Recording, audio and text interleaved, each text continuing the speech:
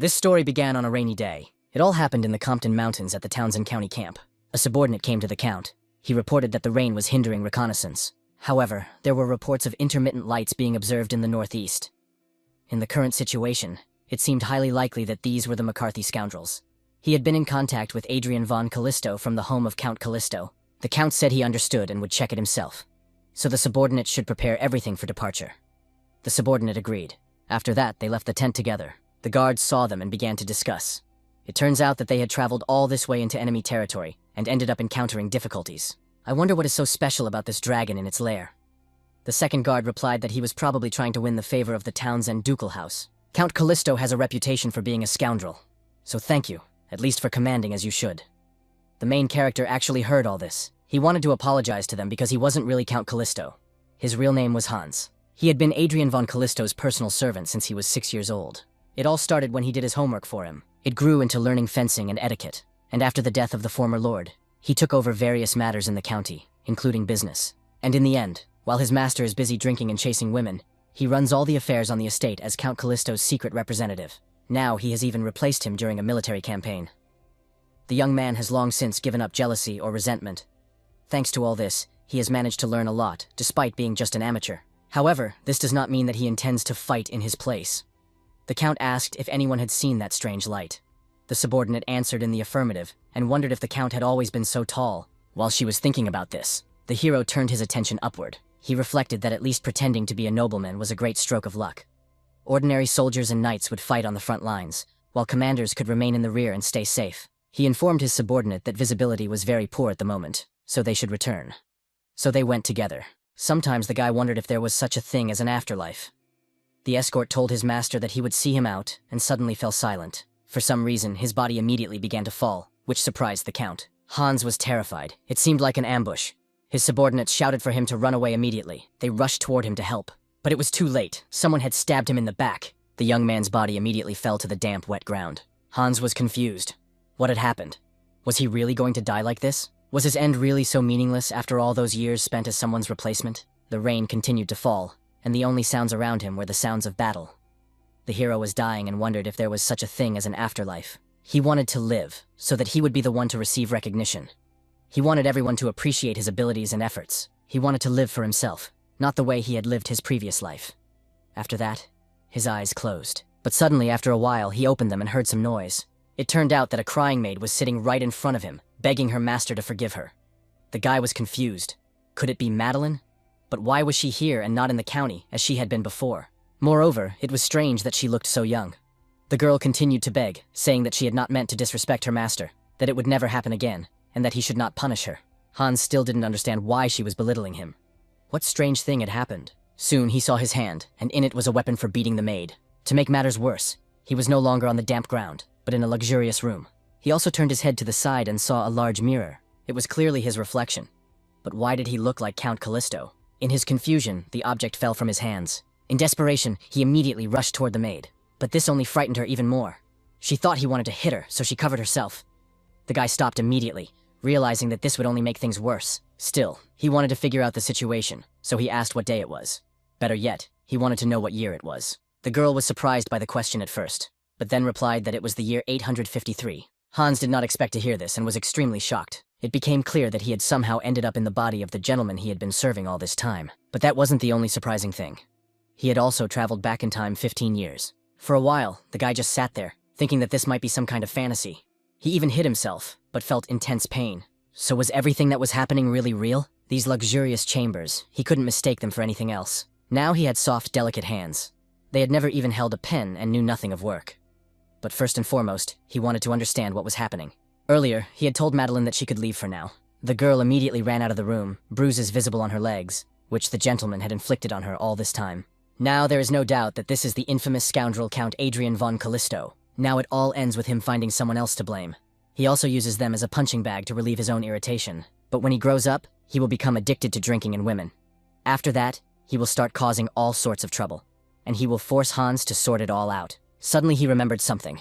So he immediately got up and ran somewhere. It turned out to be a room with lots of bags and boxes. It became clear that everything was different. Now it was a storage room, but it used to be his room. He wouldn't forget the place where he had spent 20 years, of course. Suddenly, one of his subordinates interrupted his thoughts. He was surprised to see his master here. This was the servants' corridor. Hans turned his attention to him. It was Claude, whom he knew. Like Madeline, Claude looked exactly as he remembered him from childhood. They were his colleagues and friends, like family. They had shared their lives on the Count's estate since childhood. Turning to him, the Count asked where Hans was. He was talking about his friend, that is, his servant. Surprised, his companion remarked that he had never heard that name before. If he was new, he could ask the butler about him right away. Adrian shouted that Hans had been working here since he was 6 years old and that he was his age. This made his interlocutor hesitate. The servant clearly could not understand what was going on. This gentleman was behaving very strangely today and talking in the same way. He apologized to the Count and said that as far as he knew, there was no such person here. The main character couldn't believe it. How could this be? Did he really not exist in this world? After a while, the maids were discussing something. In recent days, the children had been seeing the gentleman at dawn. One of them didn't believe it, because he always woke up late in the afternoon. That simply couldn't be. Suddenly, the master himself appeared behind them and addressed them. This frightened the women very much. He even apologized for scaring them and asked if they could call the nanny. The girls agreed and said it wasn't their fault. After that, they left, continuing to whisper about how strange it was. He was really tired at dawn. Hans heard these conversations perfectly well. He knew why they were having them. Today is June 17th, 853. A whole week has passed since the main character moved into the body of the 15-year-old Count Callisto. He thinks that he must gradually accept that he will live the life of Adrian. When the nanny came to the boy and began to dress him, she noted that he had woken up very early today. The boy confirmed this, saying that his eyes open by themselves, even when he tries to sleep longer. The maid also asked if she should prepare breakfast. Adrian thought for a moment and said that he would like to greet his mother first. This stunned his interlocutor. She said it was a wonderful idea, and that his mother would be very happy to see him. So he soon arrived at his mother's room. She was lying on the bed, and her daughter was sitting next to her. They were both very surprised to see Adrian so early. The boy's mother's name was Adrian von Callisto. His sister's name was Adrian von Callisto. Regina asked her brother what had brought him there at such an hour. The woman was surprised that she was asking such a silly question. The girl pointed out that she didn't mean it that way. She was just happy to see them. Owen asked Adrian to come closer on this beautiful morning. 3 years ago, the previous game in Callisto had suddenly died, and it so happened that the Countess had fallen ill from the shock. Their daughter was a year younger than Adrian. These three are the only members of the Callisto family. The county of Callisto, although located in a remote part of the Rosenbaum Empire, has preserved the wealth and honor of its rather extensive territory with a long history. However, after the death of the previous count, that is, the boy's father, all that was once his became a thing of the past.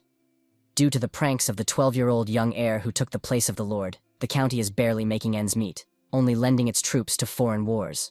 Perhaps because of all this, his mother's health deteriorated until she died, leaving Regina to deal with the debts. However, things are different now. The boy told his mother that he had been inattentive until now, but that he would visit her more often in the future. It was really nice to hear that, and she was happy. The woman asked her son not to overwork himself. After all, managing the land alone was a heavy burden. He understood that for the sake of these two people, who had known nothing but suffering, it was necessary to settle all matters. Suddenly, as he left his mother's room, a servant approached him. It was the butler, Allman. He reported that Mr. Flynn had come to see him, so he asked if he should escort him to the living room. Adrian was really glad to see this man. He couldn't even hide his joy. The butler was surprised and wondered what was wrong with his master. At that moment, the boy agreed to let him accompany him. It turned out that Allman had been the butler since the time of the previous count. He was a responsible and very reliable man. Whenever the master used violence against the servants, he stepped forward and blocked them. This man shared wise advice with his master, who paid no attention to him, and he also worked hard to maintain order in the house. Around this time, when the butler Allman resigned, the butler said came to take his place, but his incompetence contributed to the count's bankruptcy. So the main character really didn't want this old man to leave. He even wondered if there was any way to prevent him from resigning. And so they came to Mr. Flynn, and the butler announced that he had brought the gentleman. Flynn was the administrator of Count Callisto's house. He wished the gentleman a good morning. When they saw this man, the main characters remembered who he was. This man treated his servants as if they were slaves. Taking his place, the hero inquired what had happened. The man hesitated a little and began to look around, as if worried that someone might overhear them. He noted that, as he had said earlier, a suitable replacement had been found. And now it was time to dismiss Allman. Hans was confused and asked what he was talking about. His companion continued to insist that he would be replaced by his friend Saeed, who was a very reliable person. He was literally like a brother to him. The young count asked him to wait. He apologized for interrupting him and asked if he really wanted to fire Allman. Now Flynn was confused himself, but he thought that it was all a joke and that he had already forgotten about it. He had calmed down lately, forgotten about it. but now he remembered everything. As he spoke, he reached into the inside pocket of his jacket. He took something out and offered it to him. It turned out to be a handful of gold coins. The main character couldn't have expected this to happen. The man noted that the gentleman would not have to dirty his hands. They would drop the theft charges. To this end, he had prepared the necessary accounting records. Adrian saw that there were 10 gold coins. A commoner's family usually lives on 10 silver coins a month. Therefore, 10 gold coins were their living expenses for 20 months. Flynn is Callisto's administrator. In addition to the minimum subsistence wage, he receives money from his master, but they have no other major sources of income. In other words, the 10 gold coins in his hands were stolen from his own people. Hans now understood everything. It turned out that Adrian Callisto had been taking bribes and allowing strangers to manipulate his own people. The butler Allman did not resign. He was simply fired. Everyone knew that he had been falsely accused, but they kept silent, and the boy was still too young to notice that something was wrong. It turns out that the reasons for this man's behavior are more complicated than he even thought. Suddenly, the boy turned to Oswald. The man was standing behind the door and asked how he could be of service. Flynn couldn't understand what was going on. Oswald was a night guard, so why did his master need him? The Count immediately ordered Oswald to arrest Flynn. This was to be done for illegal extortion and attempting to frame his servant. He was to be thrown into prison. The guard said he would do as he was told. The previous interlocutor did not understand what his master was doing. He asked what was going on and where such laws were written. The main character still does not know how or why he ended up in this body. But knowing how much pain his owner had caused countless people, he couldn't just stand by and watch it happen again. Oswald began to lead the criminal away. The latter asked him to be careful. The guard said that the scoundrel should not resist. He couldn't even imagine what he had done. Flynn was very upset that this presumptuous little bastard dared to frame him. They had a sick woman in their family, as well as 2 children. It would not be an exaggeration to say that this family in decline had only one vassal, the old knight. Instead of the Count, the dumbest of them rules, and they are easier to control than a healthy dog. It's ridiculous, like a scoundrel throwing a tantrum out of pride. But this little guy needs to realize that the world is not as simple as he thinks it is. In the end, Flynn was thrown behind bars. He asked if the knight was being too harsh with the people. The man ordered him to shut up. He should sit quietly until his master decided on his punishment. The culprit said nothing in response. He only thought about how Oswald was the son of a knight who had served the former lord. All the worthy knights had left. He wondered how he managed to remain loyal to this bastard. Now he must persuade Count Callisto to get rid of him. How would he dare to behave so arrogantly toward him, being just a simple knight? The so-called lord is only 15 years old at the moment. He is lazy and very foolish. For example, when a man offered to raise his taxes, he simply agreed without asking any questions. Most likely, he just threw a tantrum today. But if you flatter him a couple of times, he'll quickly soften up. Suddenly, he heard the guard express surprise that his master had already arrived. Adrian was curious where Flynn was. The administrator continued to think that if the master threw another tantrum, he would simply kneel down. So he pretended to be obedient, and was glad that the master had come to him in person. But soon the joy on his face quickly faded when he saw the guy in person. It was unclear what was wrong with this boy.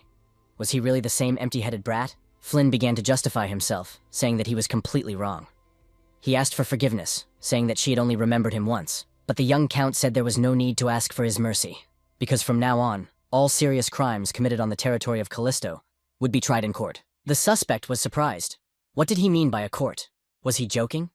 This was Flynn, the man who had served him for so long. The man begged him for some time not to do this, but the young man simply left. Flynn, though a commoner, serves as an administrator on the territory of Callisto. The fact that such a person had his property confiscated and was imprisoned on charges of bribery and breach of trust was shocking. Not only did it shock the locals, but it also served as a warning to other administrators who had been negligent or were considering becoming so. In the house of the Count of Callisto, people began to discuss Flynn's trial. It was incredible. No one could remember the last time a court hearing had been held. It was also strange why the Lord had suddenly summoned them. Had someone upset him again? Some even began to speculate that he would throw them out this time. Everyone had already gathered, and the boy was standing right in front of them. He asked the butler if everyone was there. Allman replied that they were. He had summoned all the estate workers. The boy looked at his people. They were all frightened, waiting for what was to happen. Suddenly, the main character began to speak. He said he was sure that the rumors circulating in the Count's house knew very well what kind of lord he had been until now. Some continued to wonder what he meant by that. They just hoped he wouldn't beat them for it. But what happened next surprised them even more. Adrian bowed and asked everyone for forgiveness. No one could believe it. He kept repeating that he had constantly defiled and found fault with others, and had even committed violence for no good reason. He did not ask them to accept his apologies and forgive his sins, but he wanted them to give him a chance to redeem himself. Of course, he knows that he was an unreliable count of the house and lord of the lands of Callisto. But from now on, he intends to turn Callisto into a good place to live. A place where everyone will be happy and content. To do this, he must first take care of the people on his estate. From this moment on, he will make gradual changes. At first, this may confuse them, but he hopes they will not distrust him. That is all he wanted to say for now. Everyone froze, unable to believe that such a thing could happen. Soon they began to discuss why he had suddenly decided to make such changes. Madeline said that it had only been a few days since he had kicked her. Therefore, she couldn't understand how a person could change so suddenly. A little later, the main character told Almond that he had done a good job and could now go about his business. The butler said nothing and stood frozen in place. Then he suddenly bowed his head. He asked his master to accept his sincere gratitude. The boy was confused as to what he meant. The butler said that he had heard that the boy had supported him despite Flynn's accusations. Adrian asked him to raise his head. They had known each other for so long that it was only natural. From the very beginning, it had been absurd and groundless slander for taking bribes. He took his companion by the hand. He said that from now on, when similar situations arose, he intended to rectify them so that the innocent would not suffer. He therefore asked if the other man would be able to help him. The man did not expect to hear such a question. After that, he even said that the Lord had changed greatly. He had served him when the previous Lord was still alive, that is, a decade ago. His appearance and demeanor were the same, but today he felt like a different person. He must have made some decision that a simple servant could not comprehend. But he should not worry. He would follow him no matter what. After a while, Hans stood by the window, thinking about what had happened. It turned out that he had not simply been given a second life. Along with the title of Count Callisto, he had gained the right to be lord of this vast territory. Moreover, he even knew in advance what the next 15 years would bring. Whether he was happy or not in the past, he had fulfilled his duties as a count. Therefore, he knew a lot about administrative and political situations and the common people. And this would be an advantage in his new life. Of course, he'll be able to protect his loved ones, his family and servants, who have had a hard time. He will protect his land and its inhabitants. And it was also his desire to give the locals the opportunity to live as they wished, regardless of their status. Of course, this is not easy to achieve for a rural aristocrat working for the prosperity of his land. But I wonder if there is any information about the future that could radically change the situation. Something like unexpected luck? Suddenly, he remembered the words of his subordinates from his past life. They didn't understand what was so special about the dragon's lair. Perhaps at that time he was trying to win the favor of the Townsend ducal house. Finally, the guy understood everything. This was exactly what he needed, and he thought of the dragon's lair. Having made his decision, Adrian set off on his journey. Suddenly, someone addressed him. It was Oswald, who said he looked tired. So why not take a break and rest? In the end, the boy agreed, and they stopped to rest. The guard suggested to his master that they finish the inspection for the day. After all, this place had dangerous mountain terrain. The boy apologized for making everyone work so hard for nothing, but he had no intention of giving up. Several days passed since they set out to conduct the inspection, saying that they were personally surveying the area. In reality, he was searching for the dragon's lair. Dragons, in turn, are the most powerful and one of the most sacred and intelligent creatures on Earth. It is said that each of them has attained divinity, even though they had long since died out. Finding their lair would be enough to turn the world upside down. For there were incredible treasures stored there, and it is in this very mountain that the lair will be discovered in the future. The current Emperor Rosenbaum is nothing more than a puppet, in a situation where the two pillars of the empire, Townsend and McCarthy, maintain a precarious balance. The appearance of a lair in the mountains on the border of their territory will lead to armed conflict over its possession. Unfortunately, Callisto's territory is also located on this border. Their home sent troops, declaring that it stood on the side of the Townsends. However, it would be another 15 years before the tax authorities discovered this. When his subordinates let their guard down, the guy ran away on his own. He thought about what they said. The dragons collect gold and silver in piles like a mountain. That would be enough to buy a small kingdom. So if Adrian manages to find the lair, he will not only stabilize the situation on his land, but also be able to resolve various issues. It is unknown where exactly in the Compton Mountains this lair is hidden. Rumors that it had been found spread far and wide. A herbalist took the wrong path and got lost in an oak forest, accidentally finding it. They say that at first glance, it is clear that this is a dragon's lair. Therefore, the main character thought that he would understand everything immediately. But after several hours, nothing happened. He was in a depressed state. It's not here. Could he really not find it? Well, the lair. But he couldn't see anything that resembled a cave. Perhaps even the rumors about the herbalist were false. By now, even the sun had set. Why was Adrian's body so weak? He would have to train when he got back. Suddenly, the guy heard voices coming from afar. He was worried that the long search had exhausted the servants. Since he had run away from them, it was clear that they would not leave him alone. So maybe he should ask for help and search together. But no, he couldn't show weakness now. He had no choice but to keep the existence of his hideout a secret. Lost in thought, Adrian lost his concentration. He didn't notice the uneven ground he had fallen onto. His body fell like a stone from a cliff. As a result, the guy didn't even realize what had happened. But soon, the whole city was filled with his screams, as landing on the hard surface was extremely painful. although he realized that he was still alive, and that was very good. Adrian did fall off the cliff, but he didn't fall all the way to the bottom, stopping on some kind of ledge. He almost died a second time. The main character found out that he had broken several ribs, and now he doesn't understand how to get back. The place he ended up in seemed quite strange to him. He got up thinking about how people say you can recognize a dragon's lair at first glance. Those words were true after all. It seems that the dragon's lair is here. In an unexpected place in the middle of a cliff, it must be the entrance used by the guards, that is, the creatures that protect the dragons. The dragons themselves resorted to teleportation. The slopes of the Compton Mountains are very steep, so no one could find the lair.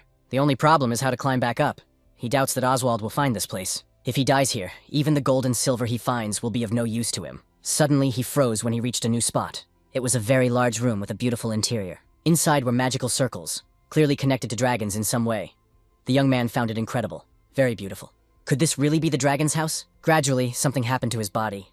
A warm magic enveloped him. It was incredible. All the wounds he had recently received had healed. This place was clearly an abandoned lair. Could it be that the place itself had healing properties? Then it is incredibly valuable in itself. The main character forced himself to concentrate. Right now, the most important thing for him was to explore every corner. This hideout will be a great asset to him, who has returned to the past and found himself in another person's body. After spending a considerable amount of time searching for the lair, the result was as follows. There were 4 doors leading to the center. Inside, the place has a branched and interconnected structure resembling an anthill. There are so many different spaces that it is impossible to remember each one separately. They say that dragons often turn into humans to enjoy the finery, which explains why they were more interested in human dwellings. There is even a bedroom and a dressing room here. There may not be mountains of treasure here, enough to buy a kingdom, as the rumors say. But he is sure that his find will pay off very soon. The most useful thing here is the center with a magical healing spell. For now, the guy will call it the healing room. It's an amazing place, considering that healing magic has practically disappeared at this time. All that's left is to check out the last room, and then he can go back. The guy entered the room and froze. The expression on his face spoke for itself. There was something amazing there. He even thought it was impossible.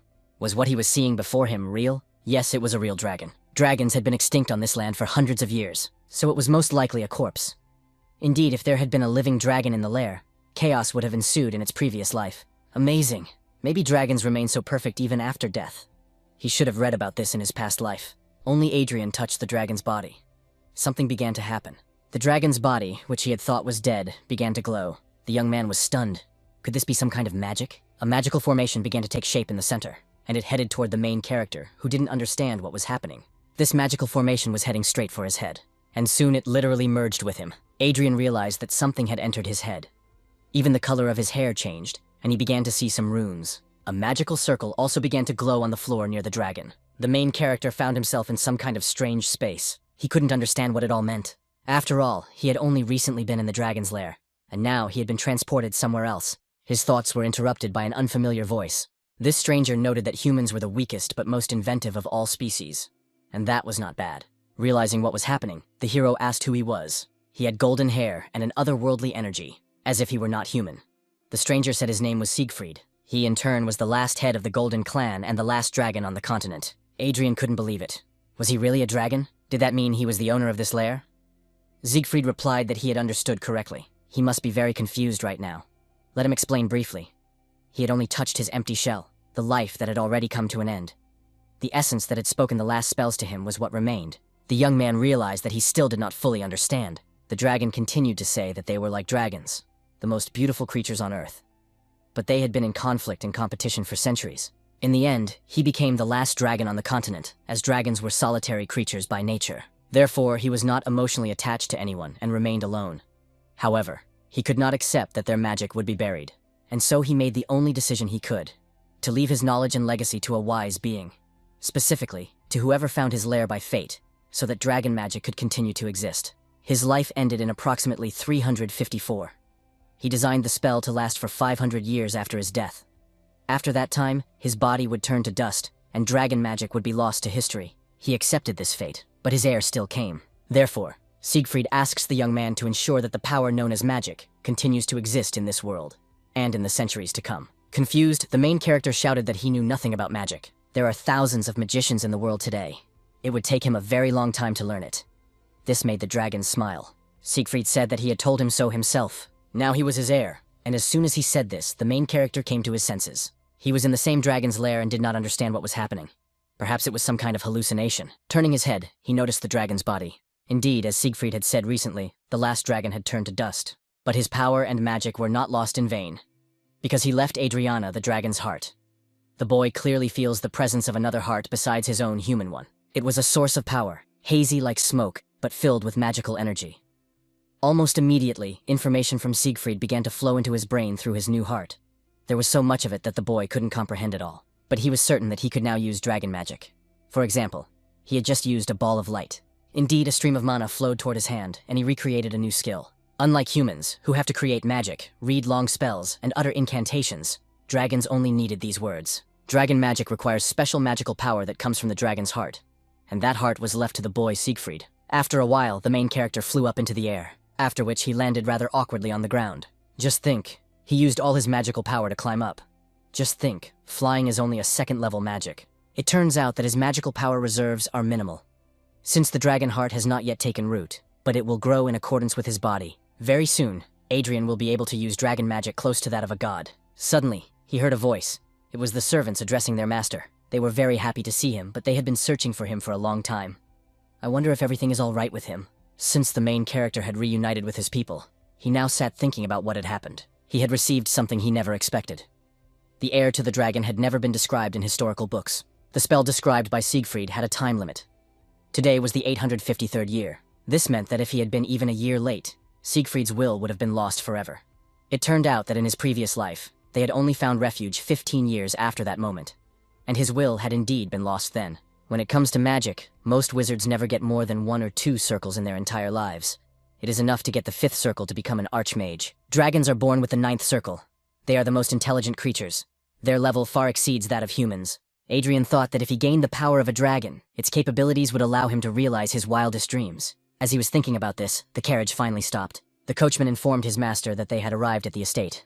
Inside, the main character's own sister began to scold him. She didn't understand what kind of stunt this was. He had made them worry with his sudden departure on an expedition to his mountain. There had been no news from him until evening. And what had happened to his clothes? Had he encountered some bandits? The young man replied that he was not injured and that she should not worry. Although he thought he had been wounded, he had recovered. Oswald fell to his knees and began to apologize for what had happened. It was all his fault. He was an old man who couldn't protect his master, even though he called himself a knight. Regina also noted that her brother had been very busy lately. Could something serious have happened? Torn between them, Adrian said that everything was fine. He was fine, so they should just go and rest. After a while, he finally found himself back in his room. He reflected on the fact that Oswald had also been a close associate of the late Count, just like Alman. He had stayed with Callisto out of a sense of loyalty. Thinking about these 3 people, the guy thought that, fortunately, those who would help him were still on his side. Soon, someone entered the room. It was Alman who asked if his master had called for him.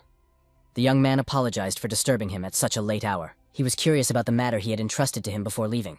The man asked if he was referring to compiling a list of rumors and the payroll ledger. He had done everything as requested. Did he really want to see it now? Although it was already late, he had heard that there had been some kind of incident during the expedition. The young gentleman said he was fine and told him to bring the documents. But the butler suggested he rest today and deal with business tomorrow. He could wear himself out. Besides, it wasn't urgent. He was worried that his health might suffer as a result. Adrian asked if he was the only one who was bothering him. The servant's wages and daily work depended on it. How could it not be urgent? He had already taken care of all the most urgent matters, so he told him to bring him the records. The butler understood everything and asked him to wait a moment. He mentioned the urgent matter that had been taken care of. Wasn't the expedition untimely? He had dealt with it. Then the main character asked if Alman knew anything about banks. Life in the city was peaceful as usual. Had someone approached Aunt Rowan? The woman saw that it was Claude. They hadn't seen each other in a long time. Had he come to place an order? The guy said that he wanted everything on the list to be prepared. There were 10 boxes of apples and oranges. It was surprising that there were so many. Claude asked if it would be difficult to get them. Rowan said that everything was fine. She was just very happy. He probably agreed with her that the Lord had changed a lot. After Flynn was punished, taxes were greatly reduced, and orders from the Lord's estate increased. Everyone said that life was now better. If you live long enough, you can live to see such days. In general, she said that she would get everything by evening. She also gave a few apples to Claude himself. This was her way of thanking him. The Lord must have changed because he served him well. The young man said nothing in response, and soon he went back to the estate. Madeline was also heading in his direction. Claude saw the girl and caught her attention. She did not expect to see him there, and when they met, she received an apple. But this surprised her even more. Where did he get this apple? Claude mentioned that he had gone to order fruit, and Aunt Rowan had given it to him. Madeline was surprised. Was he really talking about that stingy aunt? She had always been so mean. The boy replied that she was a completely different person now. Everything had really changed a lot. He was surprised when Flynn was punished, but he couldn't imagine that the other corrupt administrators would also be dismissed. It was very unexpected that the Lord decided to check all the documents. Moreover, he heard that all the immigrants were illegal, but the taxes collected had been returned to the residents. The girl said that if you think about it, there had been changes in their lives too. Suddenly, there was talk of improvements in healthcare. They were given breaks and annual salary increases. Old clothes and bedding were replaced with new ones. Staff satisfaction was now at its highest level. Thanks to this, they now had time to chat. But wasn't the guy happy about that? Claude asked for a moment. Had she already forgotten everything? It had only been a couple of weeks since the Lord had beaten them for no particular reason. People don't change that easily. She had been through it all herself, and she couldn't bring herself to trust the Lord. Madeline said it was true, but there was a but. Now, when she looked at him, she wondered if she was being too prejudiced. Maybe she should try to believe him after all. Then her companion asked if she was going to forgive him because he was handsome, like the other girls had done. Madeline replied that of course she wasn't. She suggested they leave because the break was almost over. It's amazing how time flies when you're having fun. Lord must have left again today. She rarely got to see him these days. The guy confirmed this, saying he had started going on expeditions too often. At that very moment, the main character was in the dragon's lair. There, he used his flying skill. Thanks to this, he was training to fly upward, but that wasn't his only skill. He also used a fireball. With it, he could attack using fire, and his defensive spell was a shield. Adrian thought about how a month had passed since he had inherited the power of the dragon. If he continued to train, his abilities would gradually improve. The more he trained, the more magic he could use, and its power grew stronger. However, it was inconvenient that he had to travel a long way to the lair to practice comfortably. This was where Siegfried's corpse lay. No matter what spell he used, it had destructive power, which was why he trained here. It would be really nice if any place would be suitable for his training. Of course, there was a way. He was talking about the Gate of Displacement.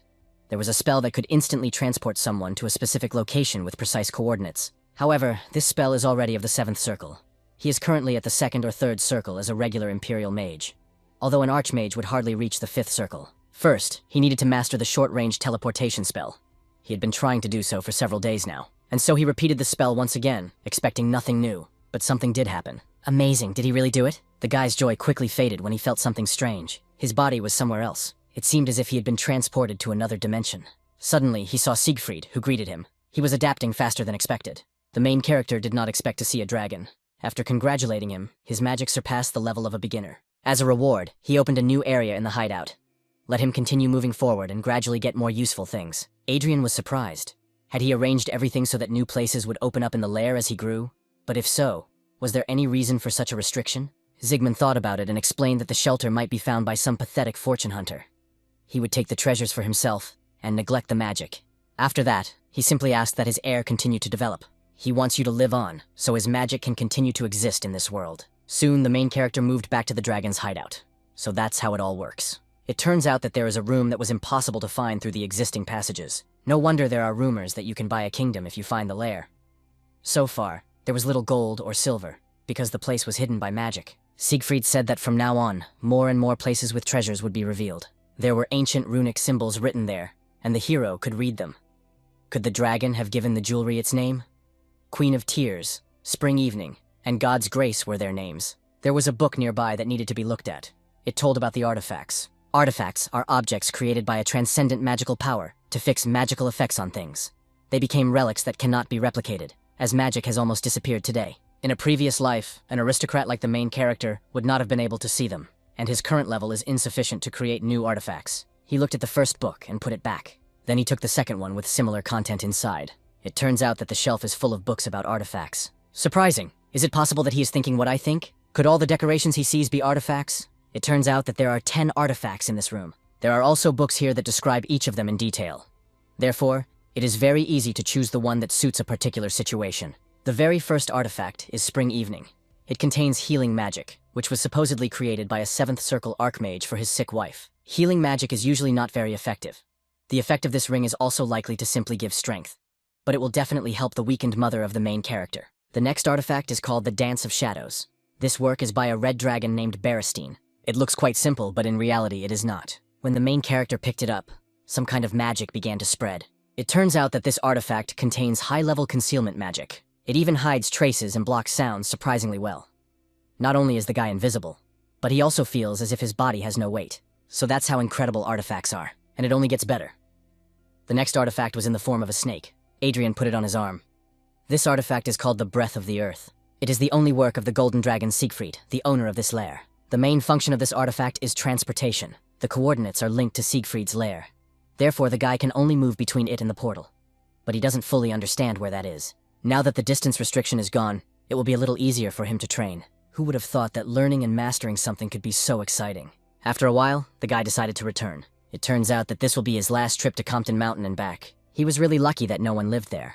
But soon something made the main character stop. It was a large number of troops under the command of a commander. They ordered Adrian to stop immediately. He did so.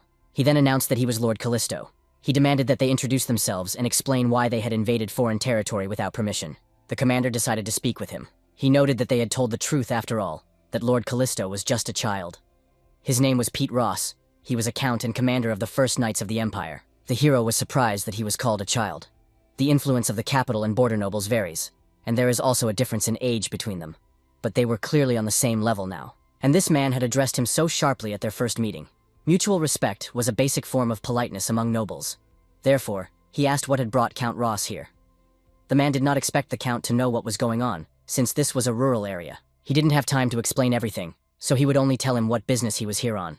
The House of Rodriguez had committed treason, and they were pursuing Raquia de Rodriguez to punish her. To carry out His Majesty's orders as quickly as possible, Count Callisto must also cooperate and bring all his forces to bear. The name of this man was well known to the main character. Raquia de Rodriguez is the greatest fencing genius on the continent. He achieved the title of Master Swordsman at the age of 16.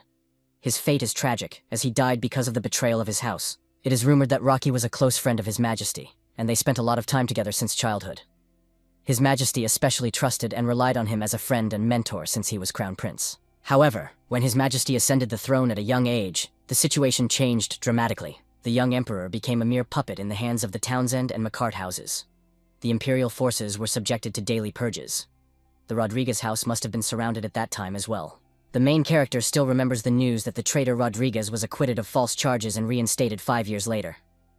This happened when the Count's house had already been destroyed, and the whole empire was in turmoil with voices mourning the young genius. Raquia de Rodriguez, an unparalleled genius whose life was cut short at the age of 20 after receiving the title of Grand Master, fell victim to a power struggle. Adrian had no doubt that this man must be saved. While the young man was thinking, Pete became indignant. Was he not listening to him? The criminal was seriously wounded and had taken this path.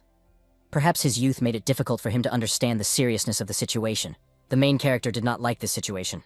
This man treated him like a subordinate, but he said that Callisto would help them. How about stopping the search for today and resuming at dawn tomorrow with combined forces? The arrogant interlocutor noted that he doubted that soldiers from the hinterland would be of much use. There were enough forces and orders to pursue a wounded man. Suddenly, the Lord said that the Compton Mountains were not suitable for searching on horseback. Besides, they were all in armor. Just look at his own knights. The Count looked at his subordinates and saw that they were indeed struggling. Thus, he declared that there was nothing to be done, and that they would continue the search tomorrow. The hero thought about how a similar incident had occurred in his previous life while searching for a hideout. The Townsends, together with their powerful order of knights, had requested support from Callisto. Of course, searching in the mountains is more difficult than looking for a needle in a haystack, and Mount Compton is one of the most dangerous places in the entire empire. Adrian was able to find the hideout thanks to information from his past life, as well as luck. But finding a wounded man hiding in one day is practically impossible. However, he had no intention of giving up. He noticed that there was no one around. He then used his new dragon magic and a skill called Search. Thanks to this powerful ability, the main character could sense everything around him. He expanded the search range wider and wider, but still couldn't sense anyone, until he found a waterfall, and only then did he find everything. He immediately rushed in that direction and stopped near a wounded man. The man he encountered was clearly the fugitive criminal, Raquia de Rodriguez. The main character approached him to examine his wounds. It turned out that they were indeed very deep. Unfortunately, the guy had not yet mastered the magic of healing. Although this artifact was weak, it was better than nothing. Now it was necessary to move the wounded man to a safe place. And for this, the hero used another skill. He decided to try to save this man in this way. By nightfall, he was riding through the forest with him, but after a while, he stopped near a building, afraid. And he did so for good reason, because it was an imperial flag already flying in front of the estate. As he had expected, the knights arrived first. However, everything would be fine if he didn't panic. To hide himself and the wounded man, he used another artifact. Thus, there was nothing but emptiness where they had been standing. After some time, posters were hung on the walls announcing the search for Raquia de Rodriguez. The people in the city did not understand what was happening. They say that there has been a betrayal in the capital. The suspect has light hair, clear blue eyes, and must be brought back alive or dead.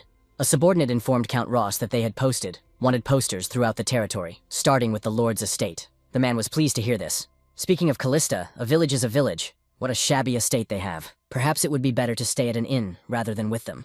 After these words, Ross drank some water that had been brought to him. But he didn't like it, and immediately threw the glass away. He had never met such a rude servant. The Count shouted that the water was warm and asked what kind of attitude this was toward Imperial Knights. Did the servant apologize? At that moment, Regina arrived. She asked them to refrain from violence. They had suddenly had to accommodate many people late at night. So she asked for understanding regarding certain shortcomings. The captain of the Knights asked in surprise who she was. The girl replied that her name was Adrian von Callisto, and that she was the Lord's younger sister. This caused Count Ross to chuckle, given that only youngsters were around. He advised the young girl not to meddle in grown-up affairs and to head to sleep. Regina was outraged that a representative of the Empire could be so shameless and uncouth. From her expression, it was clear that she was very angry. She is the representative of the owner of this estate and the territory of Count Adrian von Callisto. Therefore, she asked him to show respect and behave in a manner befitting a knight and an aristocrat. Ross couldn't believe his ears. Both relatives were complete ignoramuses. At that moment, the girl was thinking only of her brother. She had no idea where he was. The guy was taking care of the wounded at the time. Adriana was lucky to make it to her chambers unnoticed, but he was truly ashamed. He wanted to apologize to his sister. He would sort everything out soon. He had simply walked past her and the Count using his invisibility skill.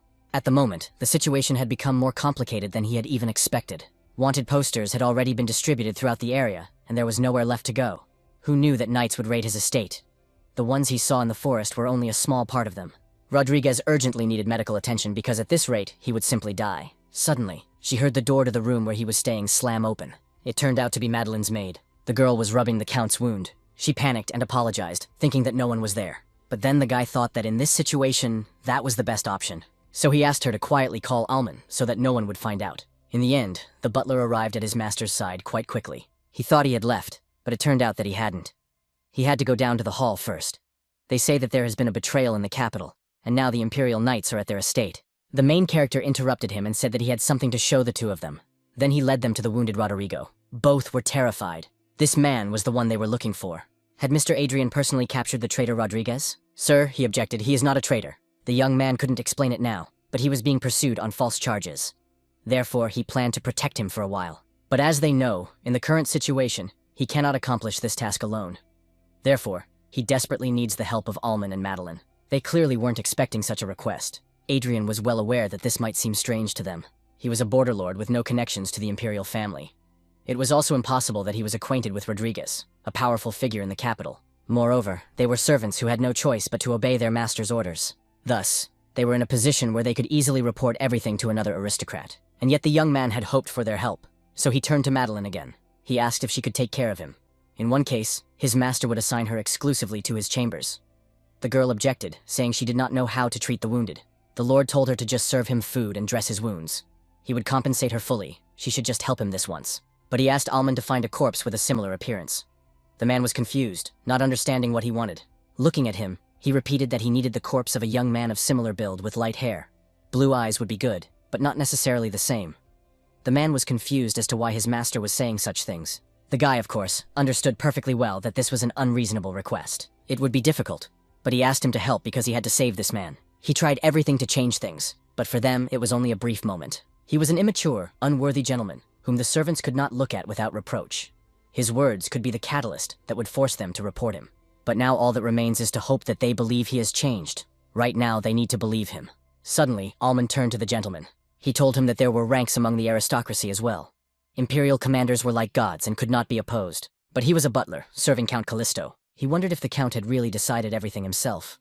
He was worried that someone had demanded it of him or pressured him into it. The young man thought that this was quite possible, as he was just a boy who had received the title of Count at the age of 15. Before blindly agreeing, he checks to see if any pressure was exerted on him. Because the boy is the perfect candidate for manipulation, which Flynn took advantage of. The hero doesn't understand how the previous Adrian Callisto could have fired such a person. In the end, he told the man that it was his will. This choice will help their land and its people. After these words, the butler bowed and said that he understood everything. Therefore, he would obtain a corpse that matched the Lord's description.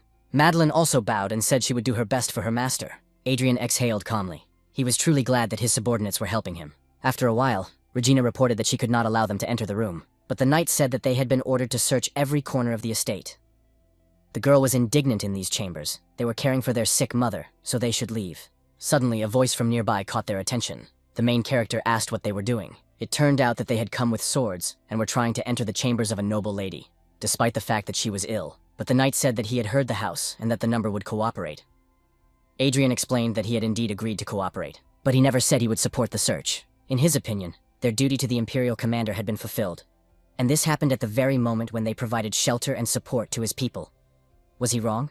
Didn't the Imperial decree mention unauthorized searches? The knight said nothing in response and simply walked away in indignation. Thus, he left the main character and his sister alone. Regina immediately asked if her brother was all right.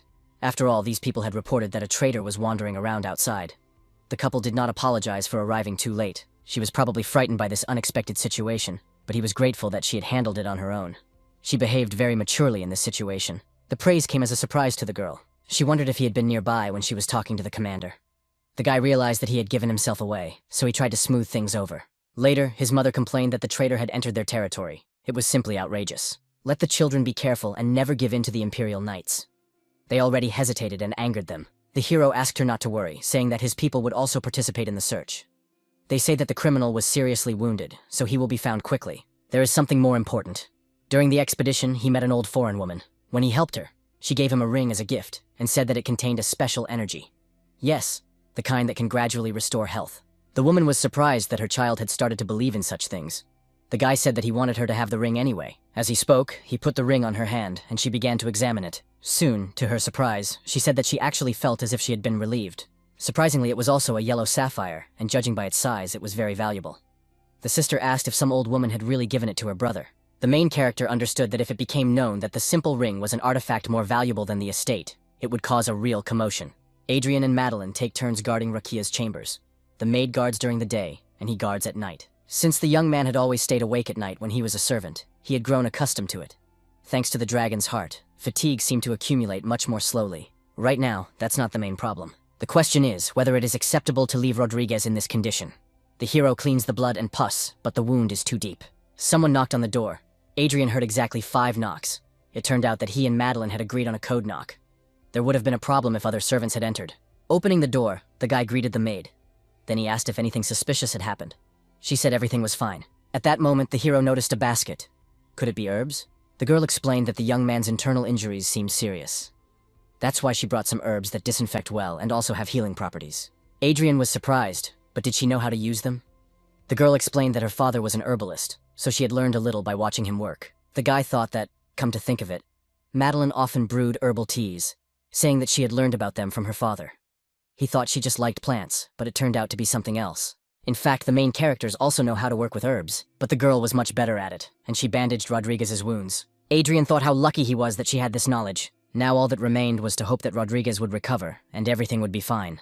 And then, despite expectations, he didn't wake up after 5 days. Madeline didn't understand what was happening, or what the problem was. The wounds were definitely well bandaged, but if Rocky didn't start drinking more water, there would be problems. The girl's thoughts were interrupted by what she saw in the room. She even dropped the basket. It turned out that there was no one on the bed where the sick man had been lying all this time. The man himself was already in another room. He had gone there on his own. Sitting in a chair, he did not understand what was happening or how he had ended up there. Then there was a scream, warning everyone to be careful. The body of Raquia de Rodriguez was found near the Compton Mountains. The knight couldn't believe it. While he was recovering from his surprise, people were ordered to get ready and move out immediately. Raquia was about to find out what had happened, but suddenly heard a voice behind him.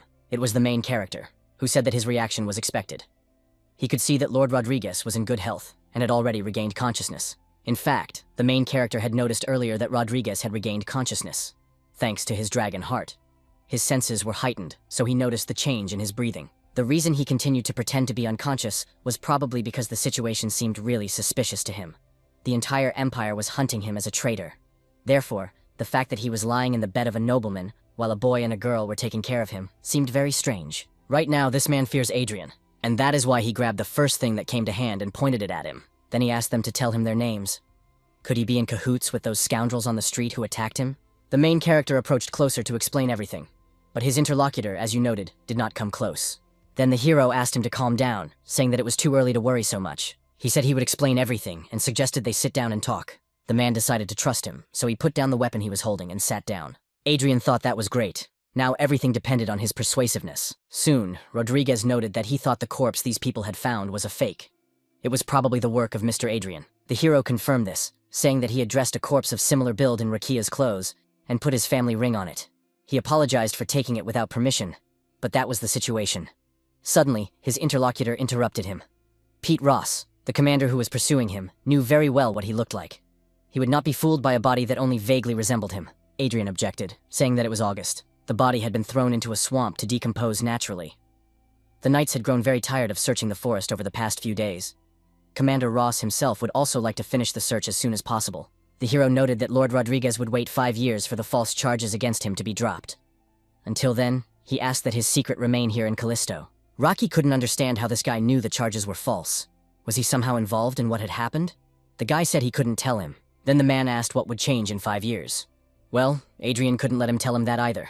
If he just trusted him, everything would be fine. Rodriguez then jumped up and shouted that he didn't need to listen to any more of this. He was truly grateful for the help, but he had no intention of entrusting his safety to someone who refused to answer his questions. For Rodriguez, who had been betrayed in an instant and had become a traitor along with his family, everyone in the Empire was now an enemy, and the main character understood this perfectly well. That's why he used his illusion skill. He thought that if he wanted to gain this man's trust, he would have to reveal himself. The man's face and head began to change after the skill was used. He was confused. This was impossible. It was an illusion spell. This was surprising because it was a 4th level spell. Moreover, Adrian had only uttered a single word of encouragement. But how was this possible? Even an Imperial Archmage was incapable of such a feat. Adrian turned to Rakia. He said that he couldn't reveal much and understood his wariness. But at the same time, he could guarantee that he would not harm either His Majesty or himself. So now he was asking only for trust and not to ask too many questions. After thinking about it for a while, the man finally agreed. He believed that the young man meant him no harm.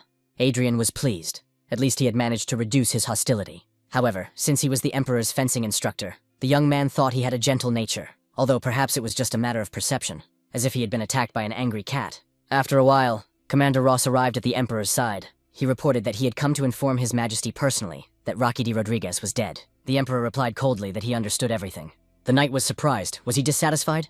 The family of the traitor who tried to send His Majesty to his death had been destroyed. The Emperor confirmed that this was good, and that the commander had done well. He appreciated his achievements. Ross was delighted and asked to be allowed to leave. He then wished him a good rest. Thus, the Emperor was once again left alone with his destructive thoughts. He was in despair. Was Rakia's death really so meaningless? But let him wait a little longer. Even if he couldn't save him, he would certainly restore his honor. At that time, Rodriguez remained at the estate of Count Callisto. Opposite him sat Regina, watching intently. Suddenly, she quietly turned to Alman, who was also in the room. She asked if it was really this young man whom her brother had brought as a new guard. Was he a worthy man? The butler confirmed this. He said that he had picked him up. That is, met him during an expedition. Was the girl embarrassed by this? She was a little confused, but that was not the case. Regina could clearly see how distinguished this man looked. No matter how you looked at him, he looked like an aristocrat. But surprisingly, he had become a guard in such a remote place. The butler decided to change the subject a little. He asked the lady if she knew why the young gentleman had called him to his office. The girl replied that she didn't know, but surely he didn't know either.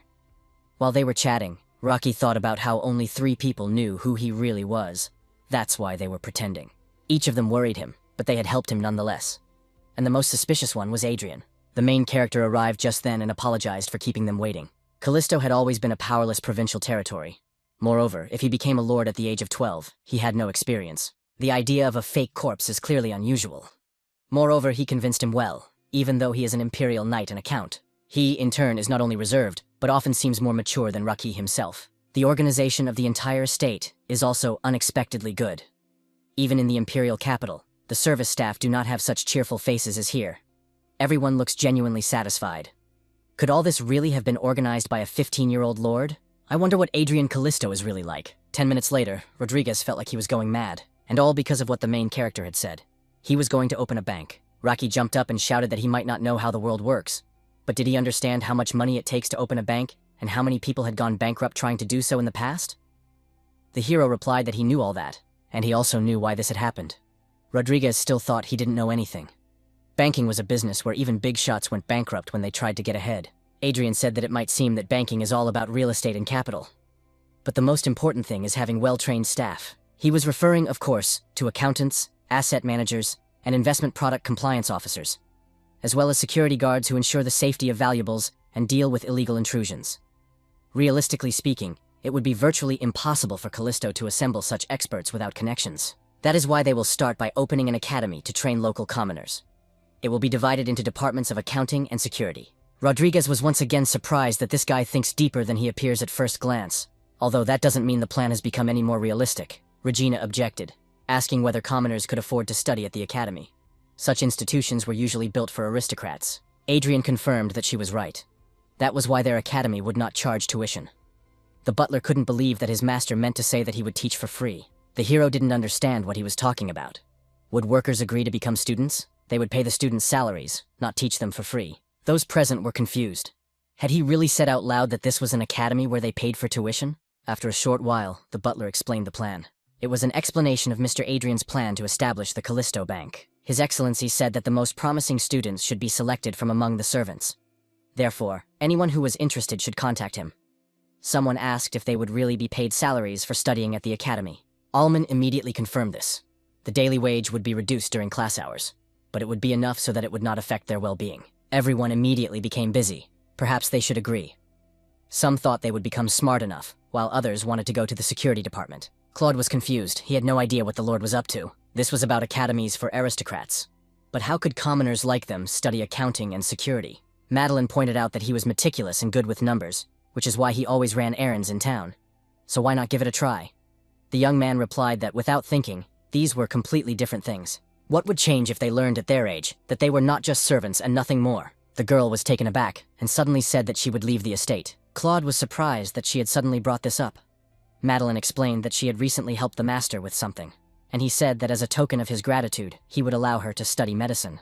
At first, she tried to refuse because she thought it wasn't for her, but earlier, she had overheard an interesting conversation. Reiki asked if it was really just a maid who had nursed him back to health. Adrian confirmed this. The girl said that it was nothing, she had just used ordinary herbs. But Rodriguez said that thanks to her, he had survived, so he was very grateful to her. So now the girl said that the situation made her proud of herself and happy. She would heal people with her own hands and her knowledge could save lives. Even if it was a foolish idea, she wanted to try it anyway. That's why the girl wants Claude to try it too. After all, when else will he have such an opportunity? Maybe there was something they could do themselves. In the end, she convinced him, and now he has already started his studies. Together with the other students, he studied diligently. Although sometimes the thought still crossed his mind that he was out of place here. His salary had increased, so working on the estate was a little more profitable. It was unclear why he had suddenly decided to study. While the young man was thinking about this, the teacher looked at his work. He said that Claude was doing very well, as all his answers were correct. The boy explained that he had used an abacus, and that anyone could do the same. However, the teacher objected that simple counting was one thing. But even students, aristocrats who had been studying since their youth, found double-entry bookkeeping difficult. To be honest, he had been hired to be an accountant, but was suddenly asked to teach commoners. At first he was skeptical because he did not expect them to achieve such high results. The teacher of the accounting department is called Poiter. He can say with certainty that Claude will become an amazing accountant. Man, I can't believe it. Will he really succeed? But no. He wants to do it, he can do it. Their Lord Count Callisto believes in them all. Things were much worse in another department. Rodriguez was training some of the guys who had arrived at this department. He told Mr. Adrian that it was useless to teach these underachievers. Not long before that, they had arrived at the department full of confidence. One of the main guys said he came here because they promised to pay him. Could it be that their instructor looks like a regular womanizer? Raki couldn't stand it, and soon they were beaten and continued to train. The man said he didn't know what was going on in the accounting department, but the security department was full of thugs and hooligans who didn't even have any strength, and training these crybabies was a complete waste of time. Besides, did Callisto really want him to turn this rabble into a knightly order? He cunningly made him a fencing instructor. Who does he think these knights are? Does he really think anyone can become one? The hero noted that this path was difficult, of course, and suggested going inside first to discuss it. He had heard that Rodriguez was His Majesty's mentor, and that he was also highly skilled. Raki said that His Majesty himself had asked him, but he didn't want to compare him to commoners. Adrian explained that he was talking about his experience as a mentor. There was no order of knights in his territory. Sir Oswald was all alone, and he was already getting old. Let them just be from different lands. Surely their ears cannot be so different from His Majesty's. His companion was outraged, asking what kind of blasphemy this was. The hero replied that noble knights and commoners were the same people, but with different surroundings. Everyone needs someone who will recognize and develop their talents. The young man believes that he can be relied upon. Rodriguez was surprised. He knew that this young man was clearly unusual, but how could anyone believe such nonsense? So he said that it would take more time and resources than the boy thought. Adrian said that was obvious. He trusted him completely and was ready to follow his expert opinion. Such a cheerful guy made Rakia very wary. He noted that the guys seemed comfortable with him. At first, he struggled with not being able to talk to him informally. Now things seem to be getting better, more or less. Of course, it's much better than feeling awkward. But has he relaxed too much? Adrian repeated that he was a very reliable and good person, that he didn't even think about such things. With his simplicity, he surprised the man again. Confused, the man said that Adrian should stop talking nonsense. He wouldn't be able to get the medal anyway, so he might as well know that. And once again, the main characters felt that strange feeling. Rodriguez returned to his new subordinates. There he saw something that caught his interest. The guys he had forced to do push-ups were still doing them. This guy was the one who had stepped forward that time. It was surprising that he had stayed in position, even while he was away. However, he wasn't the only one who had managed to stay up. Only a few guys had given up. Rocky immediately remembered Adrian's words. He had said that it didn't matter whether they were noble knights or simple soldiers. They were all the same people, just with different surroundings. Everyone needed someone who would recognize and nurture their talents. Rocky ordered everyone to stand up immediately. Let them listen to him carefully. To become strong, you don't need muscles and quick movements, but only fighting spirit and perseverance. It doesn't matter whether it was through anger or stubbornness. Those who have survived now have basic qualifications. Let them not forget today's lesson.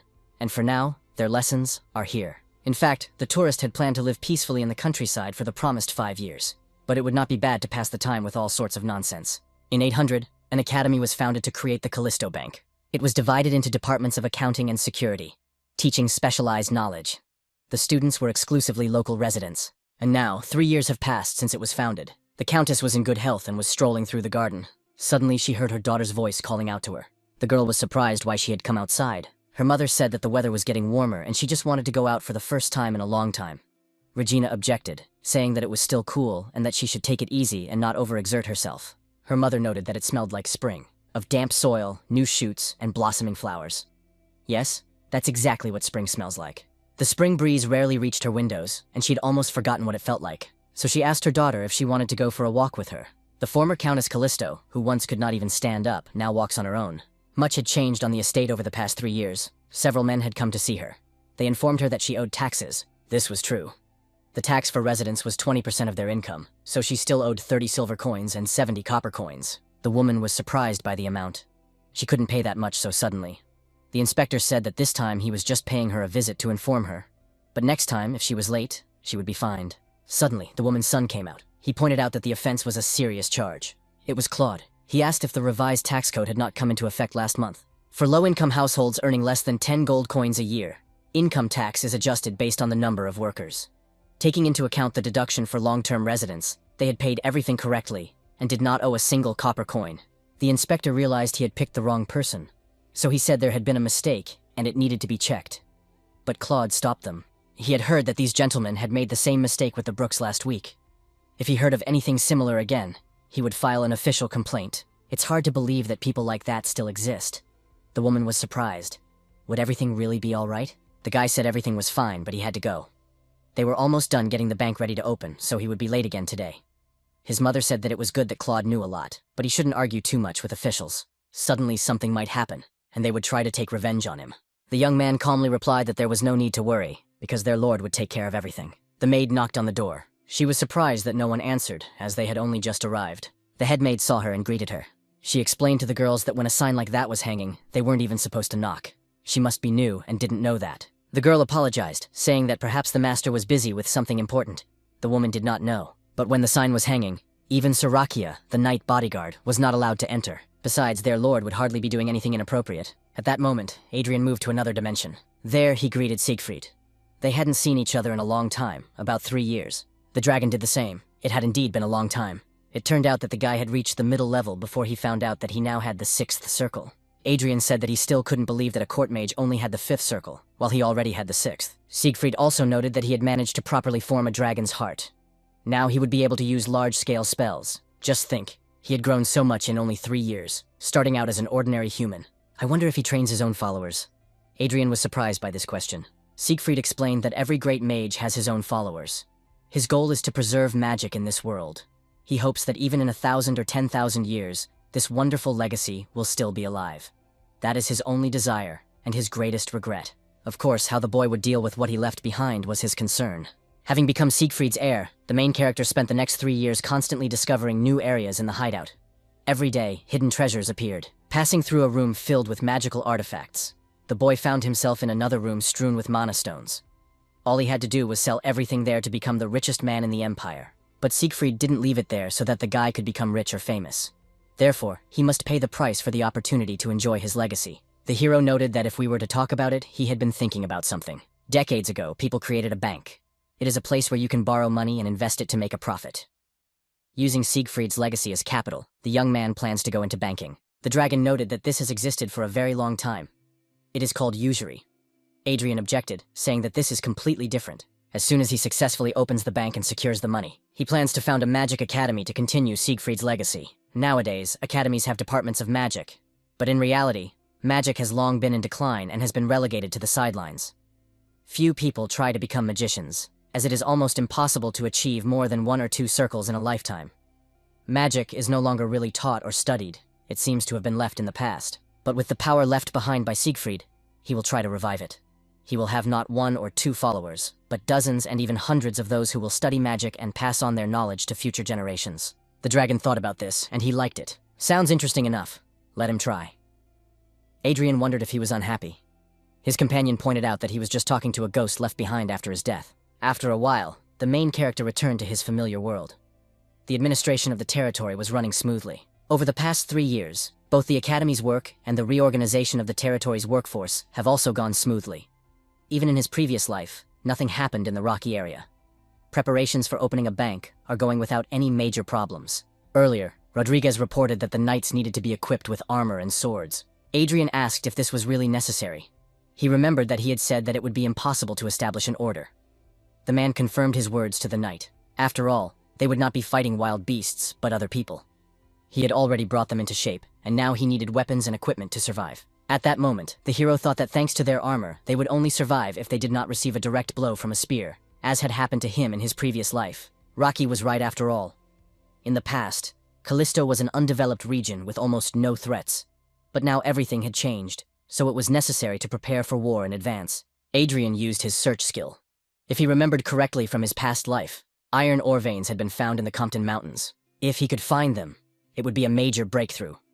But suddenly the young man noticed something else. I wonder what that is. A huge golden light was emanating from it. The guy had never felt such an aura before. As he got closer to the source, the guy figured out what it was. In front of him, he saw a cat that appeared to be wounded. However, this creature was too large to be a cat, and it had a huge wound. Adrian decided to help this creature. He used healing and feathers. As it happened, he had already picked up 2 similar strays on this mountain. At the time, the guy didn't realize that this casual remark would become a reality. Now he was standing at the entrance to the room, and Rocky was shouting for him to open it. Let him do it right now, because the guard doesn't understand what's going on, and the main character himself knew nothing about it. There was someone else in his room. It was a man who greeted the confused Adrian. Last night, the hero thought that everything was worse than it seemed. The wounded cat's breathing was weak, so he decided to take care of the wounds first. The main source of extraction was still the dragon's lair. Adrian couldn't bring Rakia to the healing hall because he wanted to keep the lair a secret. But it's just a cat, so everything will be fine. The guy used his purification skill, and the creature's visible wounds gradually closed. Everything was fine now. All that remained was to wait until the creature regained consciousness. Then he could return, which would probably take about 10 minutes. Although nothing happened after 3 hours, the hero even thought that he was just sleeping. And if he didn't return by morning, Reiki would find out everything. Because they had breakfast together every morning. And he couldn't leave the cat in the den. So, soon the hero found himself in his bed with this cat. He apologized for bringing him home today, saying they would sleep together. After breakfast, he would take him back home. Just as the guy was thinking about this, the cat transformed into a human form. Adrian wasn't expecting this, so he was scared and screamed at the top of his lungs. Rodriguez immediately arrived at his chambers. He asked if everything was all right. He demanded that he open the door immediately and explain what was going on. So that's how it all happened. To explain himself, the hero said that a huge beetle had flown into his room. He apologized to Rakiam and said he would have breakfast later. In the end, the personal knight left. Then the hero asked the creature who he was, and how did he end up in his chambers. Usually if someone wakes up and finds a stranger in their bed, they should call security. But when he saw its golden hair, Adrian became curious. The cat transformed and asked how he got there. Did he bring him there without permission? The main character was stunned, knowing that he was from the cat race. This mysterious race lives in society, but is cut off from the human world. They have lived here as long as elves and gnomes. But because of their extreme caution, they do not show themselves to humans. Therefore, very little is known about them. The cat transformed into a human form and said that he liked it here, so he intends to stay here. Adrian objected, saying he couldn't just decide that. But his companion didn't understand why, since he had brought him here himself. It turned out that he had kidnapped him and healed him without permission. Therefore, he was now responsible for him. The main character found him very persistent.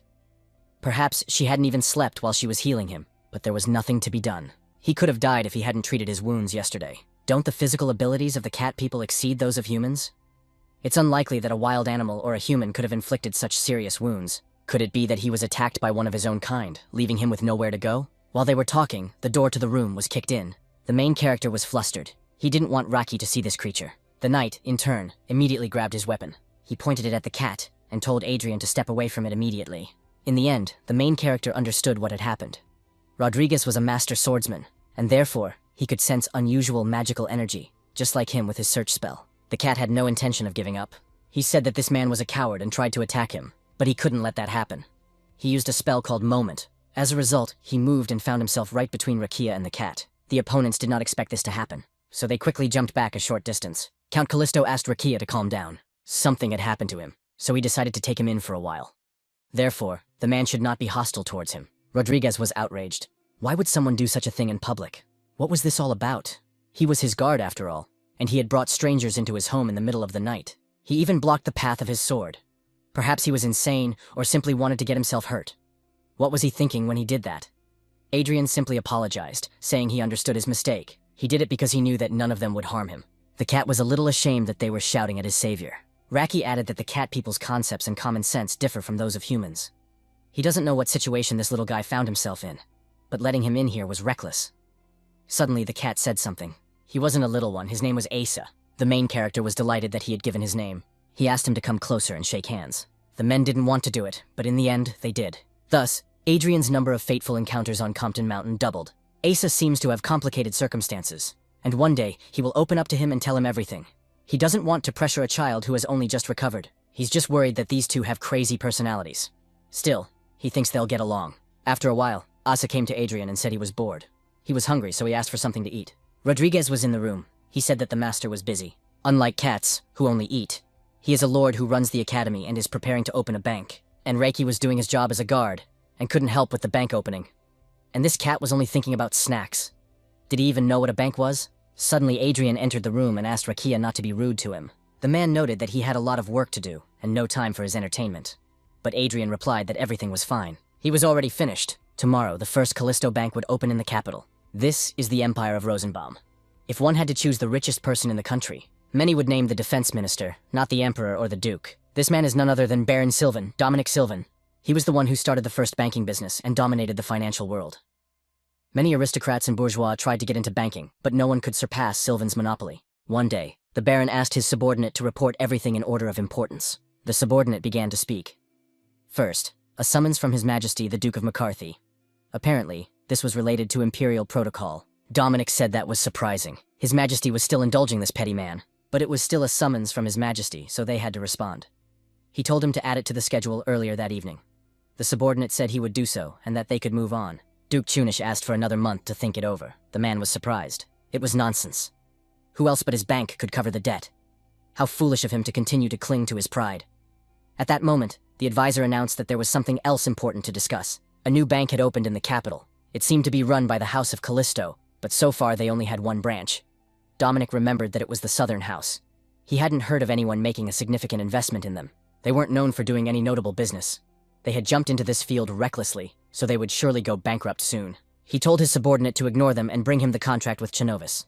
The subordinate said he would take care of it. He would double-check to make sure they really had no other sources of funding. Soon there was a commotion on the street. A woman asked what was going on. She was asked if she hadn't heard that a new bank had opened.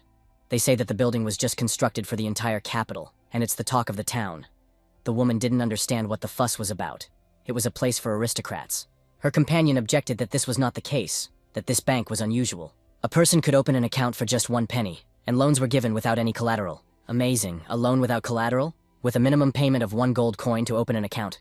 The credit system, which required collateral of equal value, had long been designed only for aristocrats. The Callisto Bank was different. The man who had been vaccinated said that his monthly income was about 12 silver coins. The employee noted that in that case, she recommended investing 2 silver coins a month to start with. With such a deposit, the interest would only grow over the course of a year. Next to him, an old man asked if it was true that he could borrow money without collateral. The employee replied that it was true. At Callisto Bank, his credit rating is assessed based on his source of income, household income, and debt repayment, and a suitable credit limit is set for him. The details are described in this document, so please read it at your convenience. The old man, of course, took note of the document, but he said that they could read, so he wouldn't understand anything, and that he would come back another time. The employee immediately apologized, saying that he was sorry to inconvenience such an important customer. Would he mind if he explained everything in words to make it easier for him? The old man did not expect such kindness towards him. Opening up access to finance for ordinary people may seem like a waste of money and effort, since they have no financial support. The bank employees were mainly interested in their working days, relatives, and whether they lived in the same house. They were also interested in whether people owned any real estate. Expanding the customer base is undoubtedly beneficial for both parties. As a result, many people were able to open their own bank accounts. Some of them did not even think that anything would come of it. But they really are opening accounts for a few pennies. Suddenly, the employee told the woman that her lottery ticket number was 91.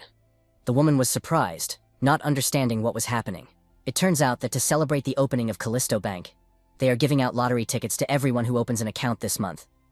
You had to tear it in half and put one half in the lottery box. In a month, the employees would announce the 3 winners and give them their prizes.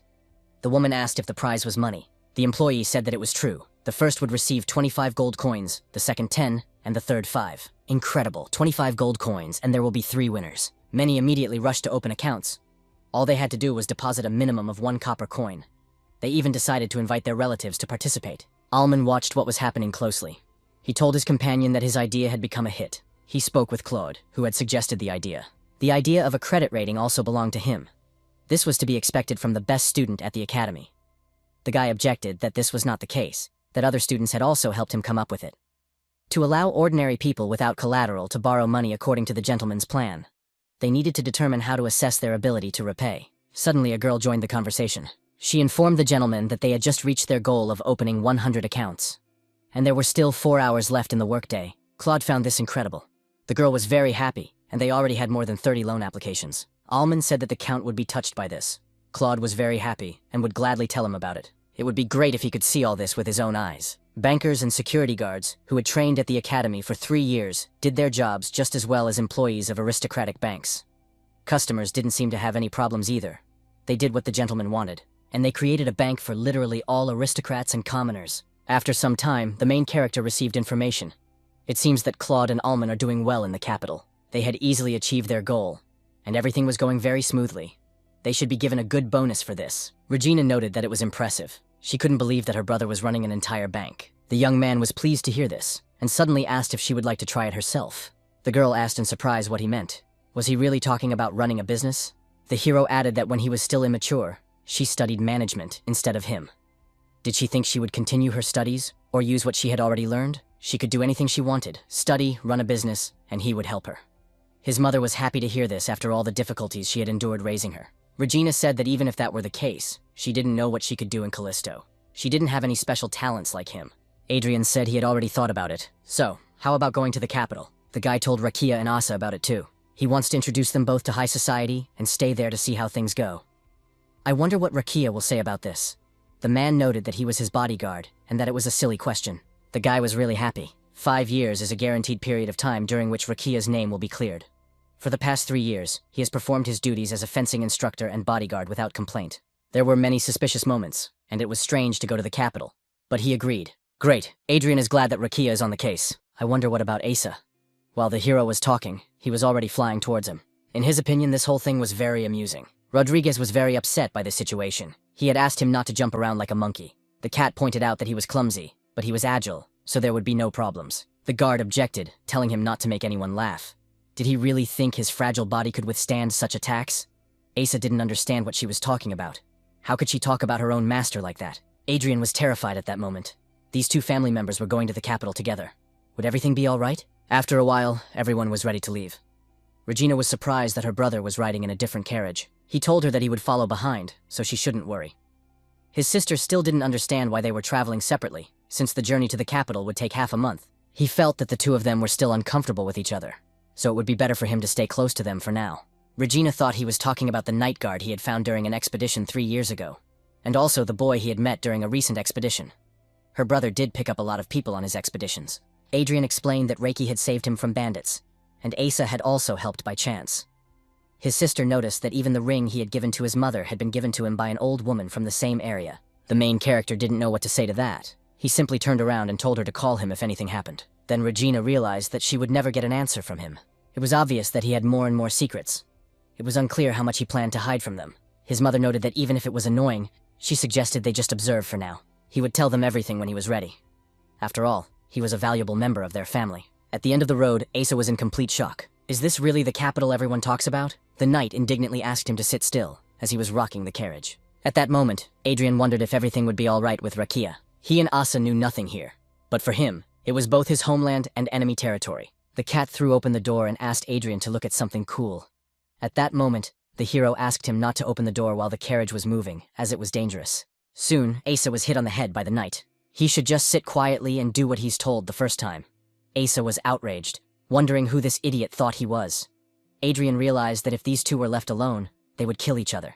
They couldn't be left alone because they would definitely do something crazy. The butler Alman met the lord at the palace. He had arrived earlier than planned.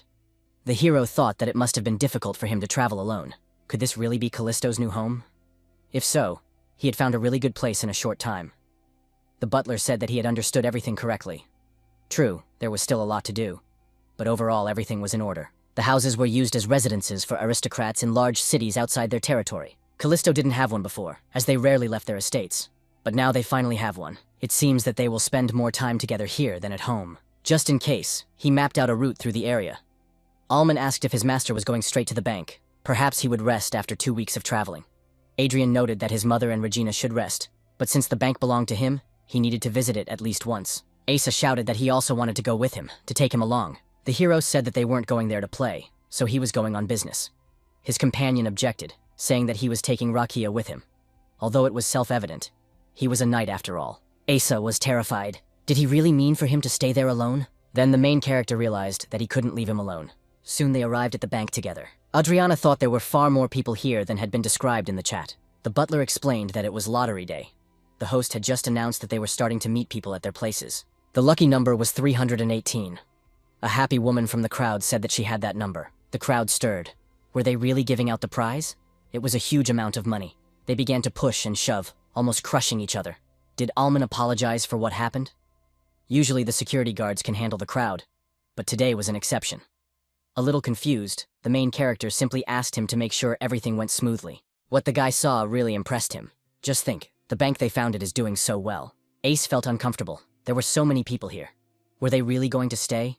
The hero suggested that perhaps they should go back. Suddenly he noted that since they were in the capital, why not go shopping? Soon they found themselves in a store. The humanoid cat informed them that things were not the same here as in the stores they were used to. Although that was obvious, they were in the capital after all. Count Callisto suggested trying on some clothes. To celebrate their move, he would buy them anything they wanted. Asa became very interested and began to choose everything that caught his eye. Soon he announced that he had already chosen everything he wanted. Adrian found the pattern intricate. He asked if they should have clothes made from it. The cat objected that there was no need to do that, neither sew nor cut, he would just buy it. He wanted it exactly like that. The hero agreed, because it was just fabric, was he sure? His companion confirmed this. Then he put the fabric on himself, and said that everyone in his homeland dressed like that. Adrian said that it really suited Ace. It looked like some kind of animal style of clothing. Then he shifted his attention and asked about Rakia, but the man didn't understand why a knight would need clothes. The gentleman explained that new clothes would lift his spirits and make him look good. Or instead, he could buy a sword. Did he want him to buy something better for himself? The man simply replied that it was enough. From his voice, the guy realized that something was wrong. At that moment, they passed by a certain man. That man was also a knight and noticed Rakia. The subordinate asked the commander if something was wrong. The commander replied that everything was fine. But he thought about how he thought he heard the voice of Rakia de Rodriguez. Near the bank of Callisto, it was still bustling even in the evening. Some people were discussing that the man who had entered the bank was an aristocrat. It was surprising that even aristocrats came here. This man headed to a meeting with the manager of the bank's main branch. Poiter said he was terribly sorry, but he was just the branch manager. Therefore, he couldn't give him an answer. The aristocrat asked if he could arrange a meeting with the bank's owner, Adrian von Callisto. In the end, the meeting took place.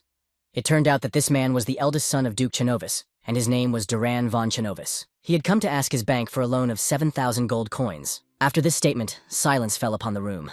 Poiter was greatly surprised by such a sum. He had already been informed about it, but hearing it a second time, the figure did not seem any less outrageous to him. How did the gentleman intend to give him such a huge amount of money? Adrian had just finished shopping and was about to return home when he was urgently summoned by bank employees on behalf of a very important client. It turned out that the eldest son of Duke Shinovis had arrived. A crazy sum of 7,000 gold coins. This was not something that an ordinary manager could approve. He learned that the owner of the bank himself had come to town and decided to appeal to him directly. The main character asked if he could find out why he needed such a large sum. Of course, they recognized that the Shinovis family was noble, but the amount requested greatly exceeded a standard loan. Therefore, it was necessary to find out where the money would go before giving an answer. Duran was shocked. Did he really mean that Callisto's bank had enough capital to lend 10,000 gold coins? Adrian said that such a sum was indeed available. This stunned his interlocutor even more. After that, he became a little confused and began to tell his story. To tell the truth, the Chenovises were once recognized as one of the 10 richest families in the empire, thanks to the fact that they owned the largest milling region in Chernich. Chernich is a place blessed by the goddess of the earth. It is a fertile region where even every family enjoys a bountiful harvest every autumn. It produces most of the grain reserves for the entire empire. Therefore, many generations of the Chenov family remained wealthy, putting in minimal effort to cultivate their farmland. One might ask, what is the problem? The problem is that the current duke has become addicted to gambling. Liquid assets must be found quickly. And to cover his losses, he began to raise the stakes higher and higher, plunging deeper into debt, until he finally mortgaged all his property. And now his debt has grown to 7,000 gold pieces. The only institution capable of lending such a large sum is the Sylvan Bank, which has enormous financial power. But it demanded Chernish as collateral. Duran knows that it may seem pathetic, but Chernish's family cannot lose it. It is not just land, it is a symbol of pride and heritage. Adrian was surprised that the Sylvan Bank called it a loan and not a sale. Considering the annual income from Chernish, they could easily pay it off in a couple of years. Poiter coughed to get his attention. Then the hero told his interlocutor that he understood his situation. He needed to have a quick chat with a colleague, so he asked him to wait and have some tea.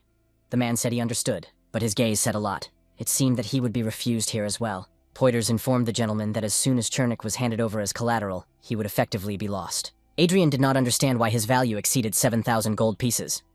The financier noted that this was correct. Did the Lord really think that the Sylvan Bank would sit quietly and allow him to pay off the debt? He would do everything in his power to prevent the debt from being repaid, which was necessary to seize Chernich. That was why the Chenowiths were still holding on, clinging to the last thread of hope. In fact, everyone in the capital already knew about their situation with Sylvan. But even so, his request is absurd. He has no assets in Chernish, refuses to use any alternatives, and only demands money. Without that territory, the Chenovises are nothing, and their duke is addicted to gambling. The main character thought about it. To tell the truth, the Callisto Bank, or rather he himself, could lie about almost any amount, because he had already opened all the rooms in Siegfried's lair. And yet, throwing money around out of sentiment or pride would lead to chaos. The guy had to be careful with his spending to hide his true identity. It would be impossible to remember what happened to the Chenovisas in his past life. Callisto is a remote area, and news from the capital reaches there only sporadically. It is unclear whether this family gave Chernish the Bank of Sylvan or went bankrupt. It is necessary to think about it to remember something related to this. It took some time, but the main character in the field connected the dots in his head, linking grain and food supplies. After that, he quickly went to the room where Duran had been waiting for him all this time. He remembered something that was supposed to happen in a couple of years. Therefore, he informed Lord Chenovis that he would receive 7,000 gold pieces without having to provide collateral. Poiter and the recipient himself couldn't believe it. The subordinate asked his master to think about it again. Adrian, in turn, asked him to simply leave, as he would personally conduct the transaction. The interlocutor was confused. He did not like this situation at all. Of course, he agreed, because disobeying his master was out of the question. Duran also couldn't believe what had happened. As soon as their family fell into debt, they began to be ridiculed and despised. Glancing greedily at Chernish, he was already ready to give up. Suddenly, the bank approved the loan without any collateral. He came here clinging to his last hope and found salvation after all. The hero drew attention to himself. The fool stood up and thanked the Lord for his generosity, asking how he could repay him. The man said that was not necessary. He was not in the business of charity and offered him a legal contract. Now the man was at a loss, as he had nothing to offer as collateral. Then the squad pulled out a document and said that everything was in order. 2 promises sealed on paper are enough. Soon Baron Sylvan received new news, and he was furious. And all because of Count Adrian von Callisto. This young man is only 18 years old, but he became a count at 12. His closest relatives are his mother and younger sister. He is currently involved in banking. He opened a family bank last month. The territory is impressive in size, but most of it is swampland and wasteland. There is little land suitable for cultivation, so the population is kept to a minimum. There are no mines or other sources of income, nothing confirmed. As for artifacts, the territory is so undeveloped that there is little information available. The Baron was outraged. Then how the hell did this happen? How could a village idiot give out a loan of 7,000 gold pieces? The subordinate muttered confusedly that it was necessary to continue the investigation. The lord was incredibly angry. Did that guy know how hard he had tried to take over Chernish? It had taken him years to get the old fool to sit down at the gaming table. Let his subordinates find out where he got the money, what was involved, and what was taken as collateral. Let them not miss a single detail. He also asked if Count Callisto was currently in the capital. After a while, the main character received a letter. Ace was curious what it was. Had Adrian just arrived and was already receiving letters? The main character recounted that he had received an invitation to a banquet. The invitation cordially invited the Count and his companions to the banquet. Count Ole Haysbert asked Adrian to honor him with his presence. The main character was surprised that it was Count Haysbert, whom he had never met, but he had sent him an invitation. Rodriguez did not really understand what was so surprising about this. After all, he was the talk of the capital. The dispute between the Genovisas and the Sylvan Bank was already the center of attention. Therefore, when Count Callisto approved a loan of 7,000 gold pieces, the news spread instantly. The Callisto Bank had a modest image as a bank serving mainly commoners.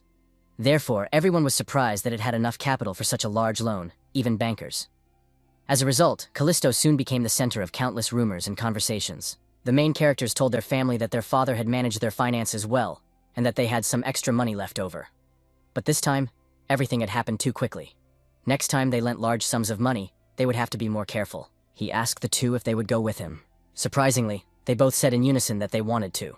The guy didn't understand why no one would recognize Rakia. The man explained that he simply hated ceremonies. Then, Adrian wondered why the wasp didn't want to have fun. He thought he would enjoy such an event. His companion called him stupid, saying he liked playing with him but didn't care about strangers. He especially disliked places where one had to dress up like that, and wanted to stay at home. Rakia even thought that he knew what propriety was, surprisingly. Adrian wondered if there had also been banquets where Asa used to live. After a while, the event was in full swing. The girls usually chatted about fashion boutiques and other brand-name stores. The men, like proper aristocrats, discussed profitable business deals. But soon, new guests caught everyone's attention. The main character, Count Callisto, arrived with his family. Those present began to talk about them, as they had already heard about them before. Could this young man really be Count Callisto? He looks younger than they expected, still a teenager. There are also rumors that the Chenovis family is going into banking at such a young age, which is simply amazing. But isn't the Callisto estate very far away? It's incredible when you look at the dresses these girls are wearing. They've never seen clothes like this before. They're both classic and modern in style. Where were they made? Could this be another bold move by Callisto? Soon, curiosity got the better of one of the girls, and she turned to Regina. She asked if she could find out her name. She would like to introduce them all. The girl immediately gave her name. She said they could just call her by her first name. Adrian was relieved after that, because his family had finally been accepted into society. It turns out that today's participation in the questionnaire was actually necessary for Regina's debut in society. She has a combination of wisdom, enthusiasm, and genius. In her past life, caring for her mother and managing the household prevented her from making friends. Therefore, the main character hopes that in this life, she will be able to enjoy this world in peace. And this debut is just the first step. Fortunately, the rare dresses suited these people well. Suddenly, Adrian heard a voice behind him that startled him. Actually, the person who did it apologized, saying he didn't mean to scare him. He was pleased to meet Count Milligan. Next to him was Viscount Roxon. The young man was still confused, but said he was glad to meet him. His companion noted that his bank was thriving, which was great. Opening an account for a penny was truly an ingenious idea. The guy thanked them, but he sensed something was wrong, and then the two men exchanged glances. They wanted to say something. Milligan had heard that the guy had recently borrowed 7,000 gold coins from Count Chenovis, and they say he didn't even take out a loan to cover it. Adrian said he couldn't reveal all the details of the deal, but it was all true. His companions were very curious to know how he had managed to raise such a large sum of money. The bank would go bankrupt if his investments did not live up to expectations. I wonder if he has any backup plan. The Count asked him not to talk about such things and to watch his language. Adrian said that everything was fine, that the Viscount must have really interested the Callisto Bank. Fortunately, there was no risk of bankruptcy. Then the men began to insist that they also had businesses. The recent economic downturn had led to some losses, but they would all be recouped in the next quarter. If they could find a little more funding, that would be great. The second man, however, had a loan that needed to be repaid. He was at risk of losing his property. Managing property has become quite difficult, and now, unfortunately, the crisis has begun. Adrian had expected this, so he was not surprised. He said that if they wanted to apply for a loan, they should visit their bank during business hours on weekdays, and they would help them. The Count said that he would feel uncomfortable if he lent them money personally instead, but the main character wasn't going to fall for that trick. He coldly repeated that they should go to the bank for advice and to continue the loan process. This tone knocked the wind out of his interlocutor, and while we were still confused about the son, the mother approached us. The men left, and the guy asked what had happened. The woman apologized for interfering in the conversation, but asked if he had seen Regina. Adrian said he hadn't seen her, because she was with her. The mother began to explain. She thought everything would be fine if the girls talked to each other, so she left. But she disappeared. None of the other debutantes had seen her either. The main character asked her not to worry, that he would find his sister, and that his mother should rest for now. She noted that rest would not hurt, but it was strange that her daughter was nowhere to be found. Where could she have gone? Adrian thought about the fact that neither his mother nor Regina had ever been to such places before. And then they could have gotten lost. She couldn't have gone far in such a short time.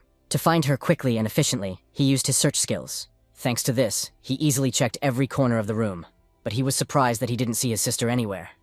Could Regina really not be in the hall? In that case, he decided to expand the search area and found her in the garden. So he went outside and started shouting her name to get her attention. As soon as he did, he heard a woman scream. It was clearly his sister's voice, so the guy rushed forward, using his acceleration skill. Not far from where he was, there was a man who appeared to have attacked Regina. This was no ordinary man. He wielded a sword and had already attempted to attack. His blade was clearly higher than yours. Adrian thought that things were going badly. Rocky usually took care of his safety, but he had willingly allowed him to go to the banquet. Since there is one rule when attending social events, carrying weapons is prohibited. At that moment, the hero used his skill and found himself in front of his sister. He decided to protect her and used another skill to deflect the attack. Thanks to this, the man's weapon was thrown away. Suddenly, an enemy wizard appeared. He turned to the fearless hero and challenged him with all his power. He wanted him to block this blow. Thanks to this law, a shield appeared around the wizard and the man holding the weapon. This situation threw Adrian off balance. Who was this man? Could he also be a wizard? For now, it didn't matter who he was. He wasn't going to forgive anyone who threatened his family. Therefore, the hero decided to attack using a wind arrow. This technique easily passed through the protective shield, but it didn't hurt the enemies. It just flew past their heads. Suddenly, the sorceress shouted His Majesty's name. Regina herself asked her brother what he was doing. Adrian realized that the situation was not so simple. Could this really be His Majesty the Emperor? A little earlier, an interesting situation had occurred. Regina was asked how things were organized in Callisto. The girl noted that it was very different from the imperial capital. It was quiet and simple, but she liked the peaceful atmosphere. Speaking of this, the girl turned her attention to the open window. Her companion asked if something was wrong. Regina simply apologized, saying she wanted to go out and get some fresh air alone. The aristocrat said she could do that in Count Haysbert's famous garden, so let her take her time and look around. Thus, Regina left them. The girls were disappointed because they didn't have time to ask her where she bought her dress. Although it was her first banquet, she must have been very tired. While they continued chatting, the girl found herself already on the street. There she examined the local infrastructure, wondering what kind of tree it was. And then she unexpectedly received an answer that the tree was a lilac. It was the guy who apologized for interrupting her thoughts. He also liked her scent. So he answered without thinking. Could it be that she also liked plants? Regina was a little taken aback and said that, to be honest, she didn't know much about them. Although she liked the smell, it would be nice to plant this tree along the streets of the estate. His Majesty noted that he understood that it would be quite expensive. Lilacs were rare even in aristocratic gardens and were not particularly suitable for decoration. The girl interrupted him and said that it seemed they were thinking differently. She simply imagined herself standing not behind the garden fence, but on a spacious street, blooming when the time comes, rustling in the wind, and everyone passing by could smell its fragrance. What could be more beautiful than that? At that moment, the Emperor saw Regina's beautiful face. He was embarrassed by the sight. The girl noticed that something was wrong with her companion, so she apologized. She suddenly started daydreaming about some nonsense. She didn't even understand what was wrong with her. Why was she telling this man she had never met before? She didn't even know him, and it seemed rude. A moment later, they tried to address each other. Regina apologized and asked to be let in and to speak first. But the guy said that he should apologize. Let her say what she wanted to say. The girl said she just wanted to ask his name, that's all. While she was talking, a snake slithered past her. Like any other girl, Regina was frightened and started screaming. She was terrified because the creature was getting closer and closer. His Majesty turned off the light so that it would stand still. Now he would deal with this creature. And at that very moment, the main character appeared. By the way, he didn't even notice that he had crushed the snake. In the end, it turned out that this was how it all happened. Adrian immediately apologized, saying he regretted mistaking him for a murderer. Regina also apologized for not recognizing him and behaving rudely. But the Emperor said there was no need to apologize. It was all a mistake. He had rushed to get his weapon. At a banquet, only rulers are allowed to carry weapons. Fortunately, no one was hurt. Look, he knew this man very well. He is Emperor Rosenbaum Lights Krovel Carter III. So, the man who always seems to be the Emperor's shadow is an imperial magician, the holder of the highest fifth circle in the Empire, Duke Rambly Ivan. Soon, screams began to reach the scene. Someone heard the noise and was about to go and see what had happened. Adrian realized that they didn't need any extra ears or eyes here, so he used his illusion skills. Thanks to this, they were hidden from prying eyes. The guards arrived at the scene fairly quickly, but they saw no one there. Perhaps the scream had come from somewhere else. They decided to search the east wing, so they all ran there. In the end, Adriano explained that he had mechanically set up the barrier because he was worried that His Majesty would be dragged away due to a mistake in the ensuing commotion. Those people didn't see them, so they shouldn't worry. While he was explaining, Regina was horrified that her brother was using magic. The Imperial Mage couldn't believe it either. It was an illusion. Could it really have been her 6th level spell? No. What was more important was that he had used it by uttering just one word, not a spell. He couldn't have been mistaken about that. The main character simply apologized, saying that Duke Ivan should accept his apology first. The wizard shouted that it didn't matter now. The Emperor tried to calm him down. He was rewarded for his help in avoiding unnecessary trouble. Therefore, he asked if he could learn their names. The main character asked to be allowed to introduce himself. His name was Count Adrian von Callisto. Regina also introduced herself. The Emperor was surprised. He had not expected this of them. It turned out that they both belonged to the Callisto family. The current Emperor of Rosenbaum was politically linked to the Townsends and the McCarthys. He was a puppet with no strong allies. He is obliged to avoid demonstrations of closeness to any particular aristocratic family. Lights hoped that next time they would be able to talk longer. As a result, His Majesty rarely appears in public, and yet he did come to the banquet. Adrian suggested that Regina return. His mother was worried that she had not been able to find him, but the girl asked if her brother shouldn't explain himself first. He was a little taken aback and hesitated. His companion saw that he was evading the question and asked him not to do so. The hero replied that he would tell her about it a little later. For now, they needed to continue having fun.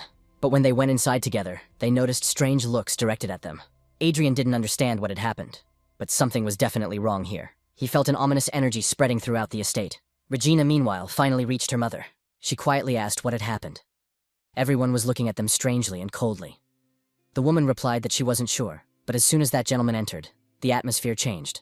Adrian became curious about who she was talking about, so he looked over. It turned out to be Baron Sylvan. He informed Count Haysbert that it was a great disappointment that people had been unable to sneak into his banquet. It was necessary to deal with them. During a debut in society, it is customary to greet every guest. The Count asked the Lord to be understanding and kind. After all, they had come from the countryside, and their awkwardness was understandable. Regina was touched and wanted to say that this was not proper etiquette. But Adrian stopped her. He understood that this was indeed a wise tactic. There used to be a tradition of greeting every guest. But it changed several decades ago, and no one does it anymore. The Callistos are an ancient aristocratic family, so they know about this custom. If they started insisting on it now, they would be called rude and uncivilized. The one who brought this up was Baron Sylvan. Count Haysbert noted that he was well versed in etiquette. Dominic Sylvan, owner of the Sylvan Bank and founder of the banking business. Even prominent families of restorers owe his bank money. Few dare to challenge him, even with their titles. Adrian was well aware that there would be a fight over the Chinovus. But he never thought he would resort to such a despicable move at the banquet. After what happened, people started fighting among themselves. Then the guy wondered what to do and how to act. Of course, he could have endured it, but his mother and Regina were there. Besides, it was her debut today. It was all his fault. He should have thought things through when he received the invitation. Suddenly, he heard a familiar voice addressing him. It turned out to be Duran, who had recently borrowed a large sum of money from the young man. Once again, rumors spread throughout the hall that it was the eldest son, Chinovus, who was collecting the debt. Lord Chinovus noted that he had been looking for Count Callisto as soon as he heard of his arrival. He asked him to allow him to introduce his dear friends, O'Connor and Patel. The men greeted Adrian, saying it was an honor to meet him. The young man noted that he was also pleased to meet them. Some continued to look critically at everything, but there was also another girl. She ran up to Regina and asked if they could continue their conversation. Regina, of course, agreed. The mood changed dramatically as soon as Lord Chinovus spoke. The atmosphere was now completely different. The banquet continued. Duran helped the main character get out of this situation. After a while, the hero and the girl went out onto the balcony to talk. Duran apologized for behaving too familiarly. He had simply seen that he was in a difficult position. Mr. Sylvan often did such things. The hero said that everything was fine. Thanks to him, he had avoided embarrassment and was grateful for that. He is respected by the others. Adrian did not expect to attract attention so quickly. His companion explained that it was all thanks to his father's reputation, not his own. The guy, he thought, was probably talking about Duke Chinovus. Duran said he understood everything correctly. He had always behaved well and was accepted in all social circles, although now he was famous for his gambling addiction. If Adrian hadn't been here, he wouldn't have come here. He was truly grateful to the Count for saving their home. In fact, the main characters did not help him out of pity. He had no idea what kind of person he was or what his reputation was. Hearing what Poiter said, he compared the situation to what he knew from his past life and made a decision. But he did not know what kind of person Lord Chinovus would turn out to be. Just like the Emperor, If His Majesty hadn't been so understanding, everything could have escalated into a confrontation. So, in many ways, the young man showed good judgment. But he still cannot shape the future with capital and magic alone. He needs information. After returning from the banquet, he told his mother and Regina some things about himself. Namely, that he had become a wizard and was more powerful than the Archmage himself. Of course, everyone was greatly surprised when they heard this information. They tried to get more information out of him, but he couldn't say anything more. And the issue here is not about trust in his family. At the moment, he has little strength, so he needs to minimize his involvement in the affairs of the Empire. If rumors about the dragon spread, he will not be able to resolve this conflict. His mother noted that she knew he was hiding something, but she didn't think he had become a mage. Regina said that this was no joke. She didn't understand what kind of spell it was. The court mage found it very strange. Adrian asked his sister not to tell anyone about the magic. She agreed, of course, although she was not thrilled about it. The girl then asked what about the two people following him. Did they know about it? The guy remembered that he had used magic in front of them, so he told her that they probably knew. The family was outraged that he had hidden it from them, but told friends he barely knew. That was going too far. At that moment, the two were standing behind the door and heard the entire conversation. Soon, his mother told her son that he didn't need to tell them everything, but he should never put himself in danger. His safety was paramount. Adrian agreed. He would not give them any reason to worry. He was grateful that they had always believed in him. The goal of this new life for the main character was not to become stronger or to take revenge on someone. Right now, he wanted to change the world much more. That is precisely why he must be careful. He can take it slow, one step at a time. I think that's why Adrian went to some abandoned hut and used magic there. Asa saw him go in and wondered if it was just a warehouse. Why did Adrian go there again? It's strange. Rodriguez said he had forgotten about it. As usual, he never tells them anything. His companion thought that even though he was pretending to be tough, he clearly cared. The man was indignant. Enough with the sarcasm. Asa was also furious. Who was he raising his voice at? Let him not start it. Their conflict continued as before. They argued with each other for a long time. At that moment, Regina was in her room, thinking about what had happened today. Suddenly, the situation with the Emperor today flashed through her mind. This lilac made the girl feel embarrassed. That's how the night passed in the capital for everyone who was lost in their thoughts. A young man sat at a table, building a house out of cards. A girl sitting in the same room turned to Jeffron with indignation. Stop loafing around. If you have time for this, go to work. The guy objected, saying that there was no work to be had. Then his companion told him to find some, instead of sitting around doing nothing. Jeffrion explained that they were an information guild. Was it worth handing out leaflets on the street? How ignorant must an aristocrat be to come to them? The rumors must have already spread. He told the lady that it was time to give up. Suddenly, the girl heard a voice at the door. He said he was looking for a lost bird. It was Adrian. He knocked on the door and asked if this was the right place, as it looked more modest than he had imagined. Reiki noted that 5 years ago it had definitely been here. Suddenly, Jeffron opened the door. The guy asked what color the missing bird was. Looking at him, he replied that it was blue. This was the code word to enter. The only thing the main character lacked, besides time and money, was this information. This became especially acute after the banquet at Count Haysbert's. His memories of his past life were limited to the county of Callisto. They were not important events that affected the entire empire. That is why he came to the Information Guild, which Reiki knew. The head of the guild, Luzin, is called Annabelle. The girl was very happy that someone had come to them. The hero greeted her, glad to meet her. He was just about to introduce himself. Annabelle said that it was an honor for them to welcome Count Callisto. Their guild was very flattered by his visit. Adrian was surprised. Did she really know who he was?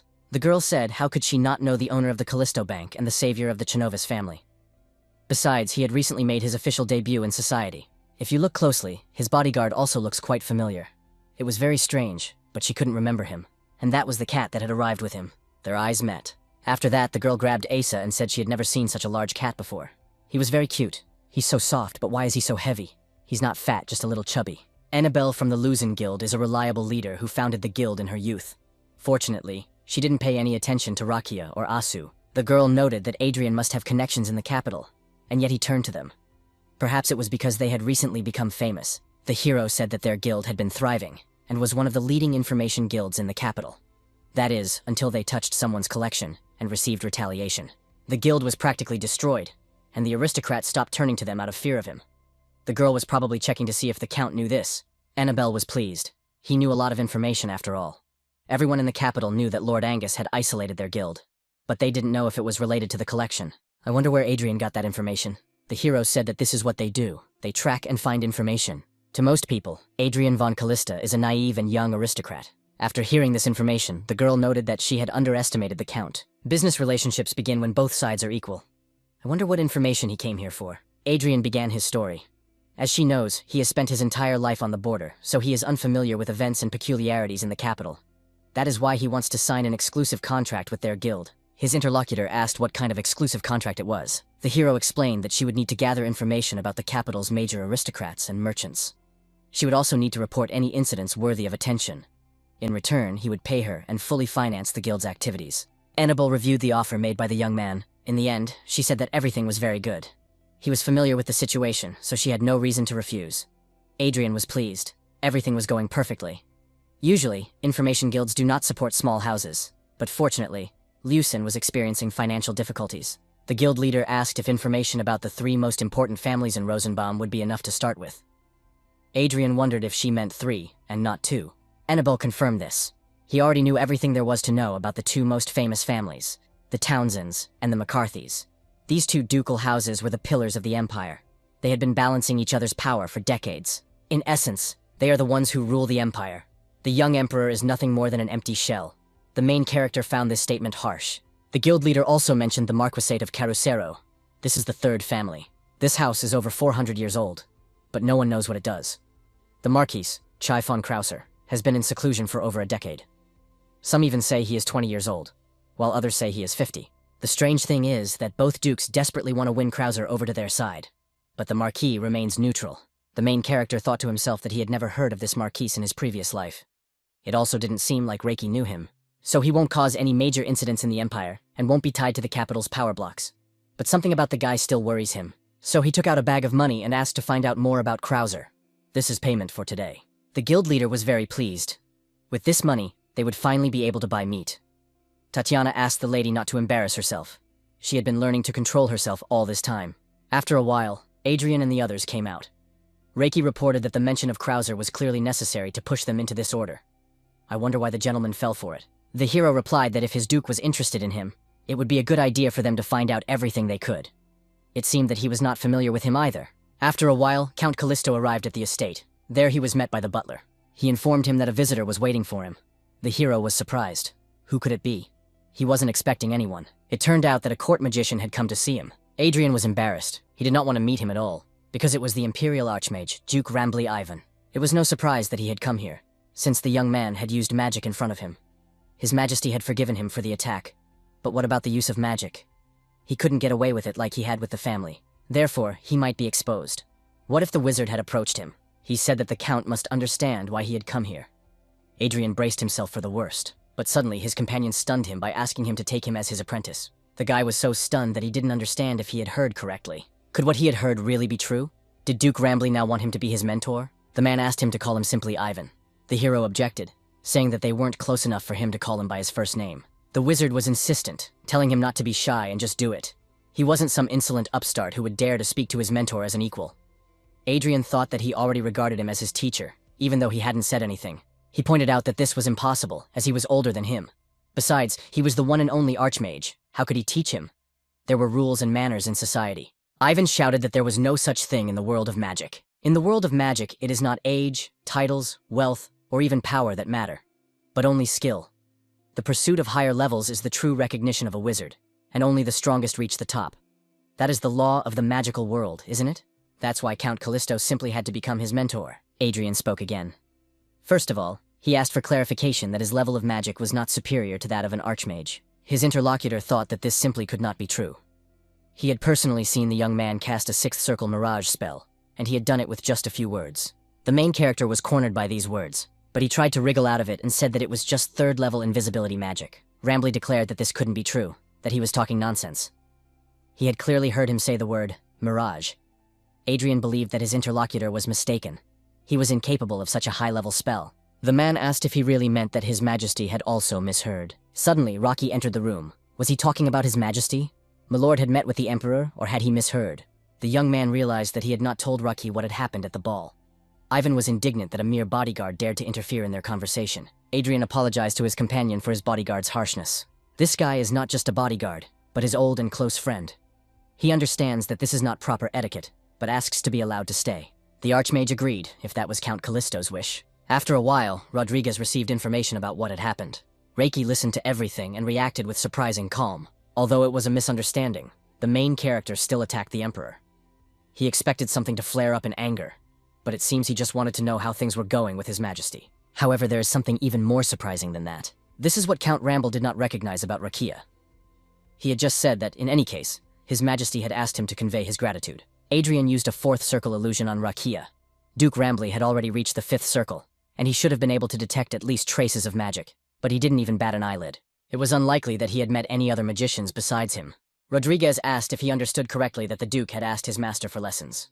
The wizard confirmed this. After that, Rocky fell silent and thought for a moment. Then he stunned those present by saying that he thought it was an excellent offer.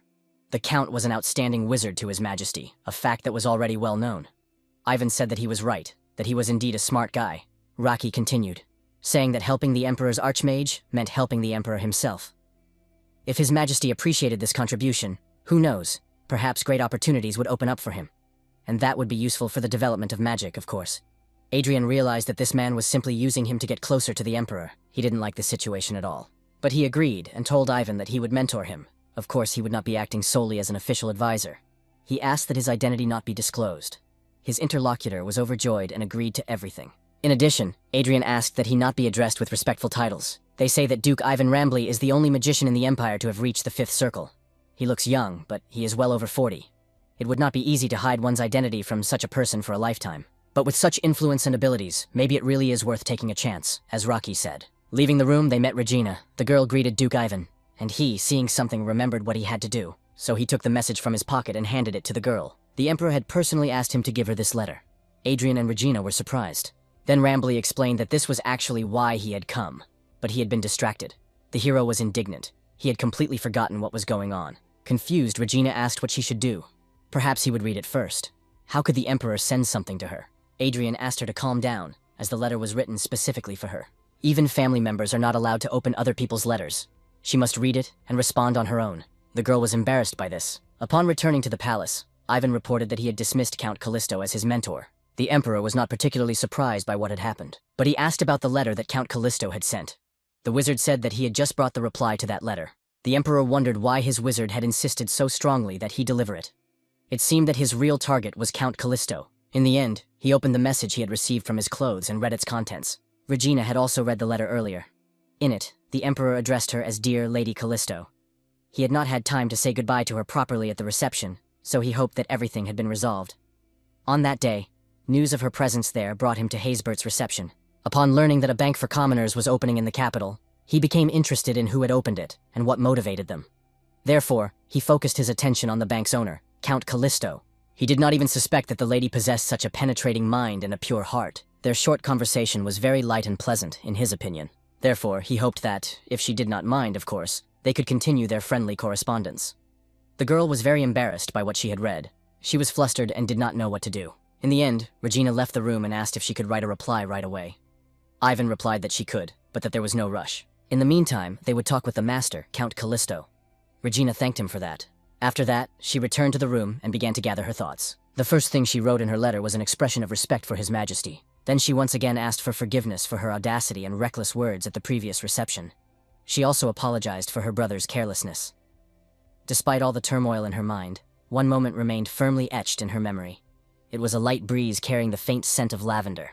If the Emperor allowed her to continue their correspondence, she would remember that scent again and again. It would be a true honor and joy for her. I wonder if she could hope for a reply. Perhaps His Majesty would share his future with a foreign princess, and perhaps he was already destined to live the unhappy life of a puppet. But simple communication will be enough for both of them. So he wrote a letter to the girl and happily gave it to her. Then Adriana felt that something unusual was in the air. After the Duke of Rambley's visit, Regina and the Emperor began to correspond every day. Although the main character had never fallen in love in his past life, he immediately realized that something was happening between them. Should he leave everything as it is? What was His Majesty's life like in the past? It seems as if there was nothing memorable. At that time, the Empire was ruled by two great ducal families, the Townsends and the McCarthys, and the Emperor simply married a foreign princess at the right moment, chosen by his elders. That was his entire destiny. Adrian thought that at that moment, he had merely set the wheels of change in motion. The rest was up to them, the choices they would make themselves. The Bank of Callisto quickly became the most talked about topic in the capital. Opening accounts became a trend, especially among the common people. Soon, every second person had a new account. Claude informed the Count that they would easily reach their customer target again this month. In light of this, they would end the lottery promotion at the end of the month. In terms of the number of accounts, They had almost caught up with the main office of the Sylvan Bank. Recently, people had even started coming from the nearest villages. However, verifying their assets was proving difficult. The main character, Balachka, was pleased that demand was starting to grow outside the capital. Now he thinks it's time to expand. His subordinates explain that this will be a bit problematic. He apologizes for saying that. It was too bold of him. Adrian replies that it's okay. If he has any thoughts on the matter, he should feel free to speak up. Claude then explained that most of their clients are ordinary people. Therefore, the amount of deposits is quite small compared to their number. As long as the balance between deposits and loans is maintained, there is no problem. However, if they open new branches and expand lending, there is a possibility that cash reserves will dry up. Adrian sat there smiling silently. Claude was surprised. He didn't understand why Adrian was smiling. At that moment, the hero said that he had assessed the situation correctly. That is why he thinks they should launch the project he had proposed earlier. His interlocutor was confused, saying that the project was very raw, that it was just a draft. It had been rejected because of a lot of critical errors. The Count said that everything was fine. He, in turn, personally intends to work on refining it. Several ships arrived at the port. As expected, a special person counted the number of boxes. They were Hoffman's merchants. The man said that there were exactly 50 boxes of paint and that they would cost 30 gold coins. The man said he would pay the amount without any problems and handed over a piece of paper. The merchant was surprised that the paper looked like some kind of bill. His companions were surprised that he was not yet aware of this check issued by the Callisto Bank. He should take it to the bank and get his 30 gold coins. The merchant thought that this was the same bank that accepted commoners. Did he really mean that this piece of paper was worth 30 gold coins? If so, why had they come up with such a thing? The buyer explained that, to be more precise, it was his 30 gold coins that had been deposited in the bank in advance. After all, it was quite heavy to carry gold around with you. It was difficult to hold so many coins even with two hands. Capets noticed that this was true. But how could he trust a piece of paper? He wanted to be paid in coins, as in the old days. His interlocutor asked him to accept it, as he no longer carried cash with him. Why not go to the bank together, where he could see for himself how convenient this method was? In the end, they arrived there, and the cashier said that the serial number and signature had been verified. This meant they would receive their 30 gold coins. The buyer noted that everything was indeed fair. The merchant remained confused. Was this really possible? Gold coins are heavy and take up a lot of space. Transporting large sums requires considerable effort. Some even spend huge sums of money on mercenaries to ensure the safety of their cargo. Because of this, no one is immune to losses. But with this check, any amount, no matter how large, can fit in your pocket. As a man who has managed trade in India for many years, he understands this from his own experience. After all, the checks of this bank, Callisto, will soon conquer the empire. After a while, his subordinates reported to Baron Sylvan that it had been confirmed that the Hoffman Guild had started working with the Callisto Bank. The man was outraged. How dare they? These worthless upstarts, if it weren't for him, they wouldn't even be in the top 10 of the guild. The subordinate continued, saying that these checks were spreading quickly among merchants. To cash a check, one had to go straight to the bank, where they were already met with offers. As soon as the large guilds began to cooperate with them, the nobles began to stir, whereas before they had shunned Callisto Bank. The Baron cursed that damn Callisto. It was just a lousy bank that all sorts of commoners went to when they needed money urgently. And just because of one piece of paper, it became very popular. The man held that very piece of paper in his hands and examined it carefully. It had the bank's seal, a serial number, a signature, and an amount. Nothing special, really. The silk paper was strong and wouldn't get wet or tear. They could make something like that, too. It didn't matter that it was a copy. They could start issuing it at their own bank. The merchants were already used to them. The subordinate was a little confused. That would be unethical. Sylvan was indignant at what he was saying. What ethics? If anything, he was the first to start banking in the empire. Writing numbers on paper is not rocket science. His subordinate had no choice but to agree with his master. The Baron also stated that if they had more money from the checks, they would surely open more branches. And when they started hiring new employees, it would be necessary to send one of his own people there. Let them report all the plans of these degenerates. He wanted to know their every move. Seriously, banking is a real headache. Sometimes there are some unknown punks he has never heard of. And sometimes he has to chase away crazy people like Bowen. Adrian also noticed that Viscount Bowen was rather peculiar. He had a strange reputation for being interesting. Would the girl tell him more about him? He was currently with Annabelle, who was confused for some reason. The hero tried to talk to her. She then said that she would tell him everything. She apologized for being a little lost in thought. She thought that Count Callisto was a truly unusual person. He had instructed her to compile a dossier on the entire imperial family. He had gone through hundreds of pages in one go. He had sorted everything himself and arranged it according to importance. I wonder if he's really 18 or if he's just pretending. Putting her thoughts aside for later, the girl began to tell him about Viscount Bowen. As indicated in the dossier, the Viscount has an unusual hobby. He collects women's clothing. And it's not because he has a penchant for women or loves to dress up. He just likes collecting women's clothing. It is noteworthy that the dresses he personally collects during his travels throughout the empire very quickly become fashionable in high society. There is even a belief that if a person wants to order a new dress, they should take a look at Bowen's wardrobe. Adriana thought that he had such a good eye for fashion that they could even start a business together. His interlocutor said that he had been trying to open a salon for several years. He had even been refused a loan by the Sylvan Bank several times, so the opening never took place. The main character was surprised why they refused him. Annabelle explained that it was because, in the bank's opinion, a salon was not a suitable business for a nobleman. Adriana was really interested in this business, so he asked Poiter to put it in the second pile on the right. While his subordinates were doing this, the girl thought that this was a priority investment category. At that moment, immersed in the world, the main characters realized one thing. Just as commoners cannot rise above their origins, some nobles are constrained by their own social status. Adrian focused on changing a predetermined future. He wanted to give a chance to those talents that might otherwise go unnoticed. After a while, he asked Alman how things were going in the county. The man reported that everything was stable and growth was continuing. Thanks to his insight, more and more people were moving there. This year's harvest promised to be the best in history. Adriano thought this was excellent. It meant that the county had nothing to worry about for now. At that moment, he did not yet know that the change for the better could turn into an undesirable catastrophe. In business circles, Callisto's checks were called a revolution, and they in turn began to spread rapidly. Very soon, Sylvan Bank issued its own checks. Some people even started paying with them on the streets. But many still did not know that Sylvan Bank was now also issuing checks. It turned out that they had actually been in circulation for a long time. Those who paid with them personally intended to use only them. The bank was reliable. It had been in business for a long time, and it had many branches. And there was no need to go to the main office like with Callisto. Poiter told Adrian that their share of the check market was shrinking faster than they had thought. It looks like it will be difficult for them to compete with Sylvan's reputation, built up over many years. Large trading houses are switching to them en masse. Adrian said that this was quite normal. This is the way things are for any successful business of this kind. The main goal has already been achieved. They haven't expanded their customer base. And yet, the most important thing is that they have technology that no one else has. Over time, their customers will understand the difference. It turned out that there was a client who had requested an appointment today. Adrian saw a gorgeous bouquet right in front of him. It was brought by the man who wanted an audience. He noted that it must be Count Callisto himself. What was strange was that this man gave flowers and stood on one knee. It turns out that Viscount Bowen is a collector of women's clothing. They say he has a keen sense of trends and is always one step ahead. To be honest, the main character was a little scared, thinking that he might have some strange tastes. But when he met him in person, he realized that this man simply loved women's fashion. The Viscount pretentiously declared that, to be honest, when he received the documents from their bank, he was shocked. He was sure that the letter had come from fraudsters. It wasn't even a loan, and he couldn't have imagined such a thing in his wildest dreams. Adrian confirmed this. He would like to offer him the opportunity to open his own salon. Moreover, he would not need to repay the deposit. They would simply like to receive a share of the profits. Bowen burst into tears and said he was deeply moved. He had always been considered a mad pervert. Even saying it out loud was considered frivolous. But Count Callisto believed him. While the Viscount was sensually recounting the story, Poiter decided to put the flowers in a vase. Then Bowen said that there was no need to put water in the vase. His companions did not understand why. It turned out to be quite simple. All the flowers in the bouquet were artificial. After all, the flowers were too beautiful to wither in an instant. So he found a craftsman who could preserve their freshness forever and immediately invited him to his home. Adrian was delighted. It couldn't be true. Were these flowers really not real? But they really look like real flowers.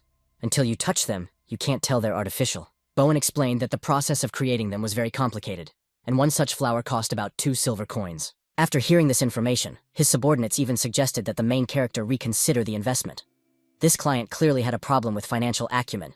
Who would invest 2 silver coins in fake flowers? However, Adrian, for his part, understood that this was not the case. These exquisite artificial flowers would later win the hearts of the Empire's noble ladies. They would become decorations for hats, brooches, and dresses. They cost several gold coins each, and demand outstripped supply.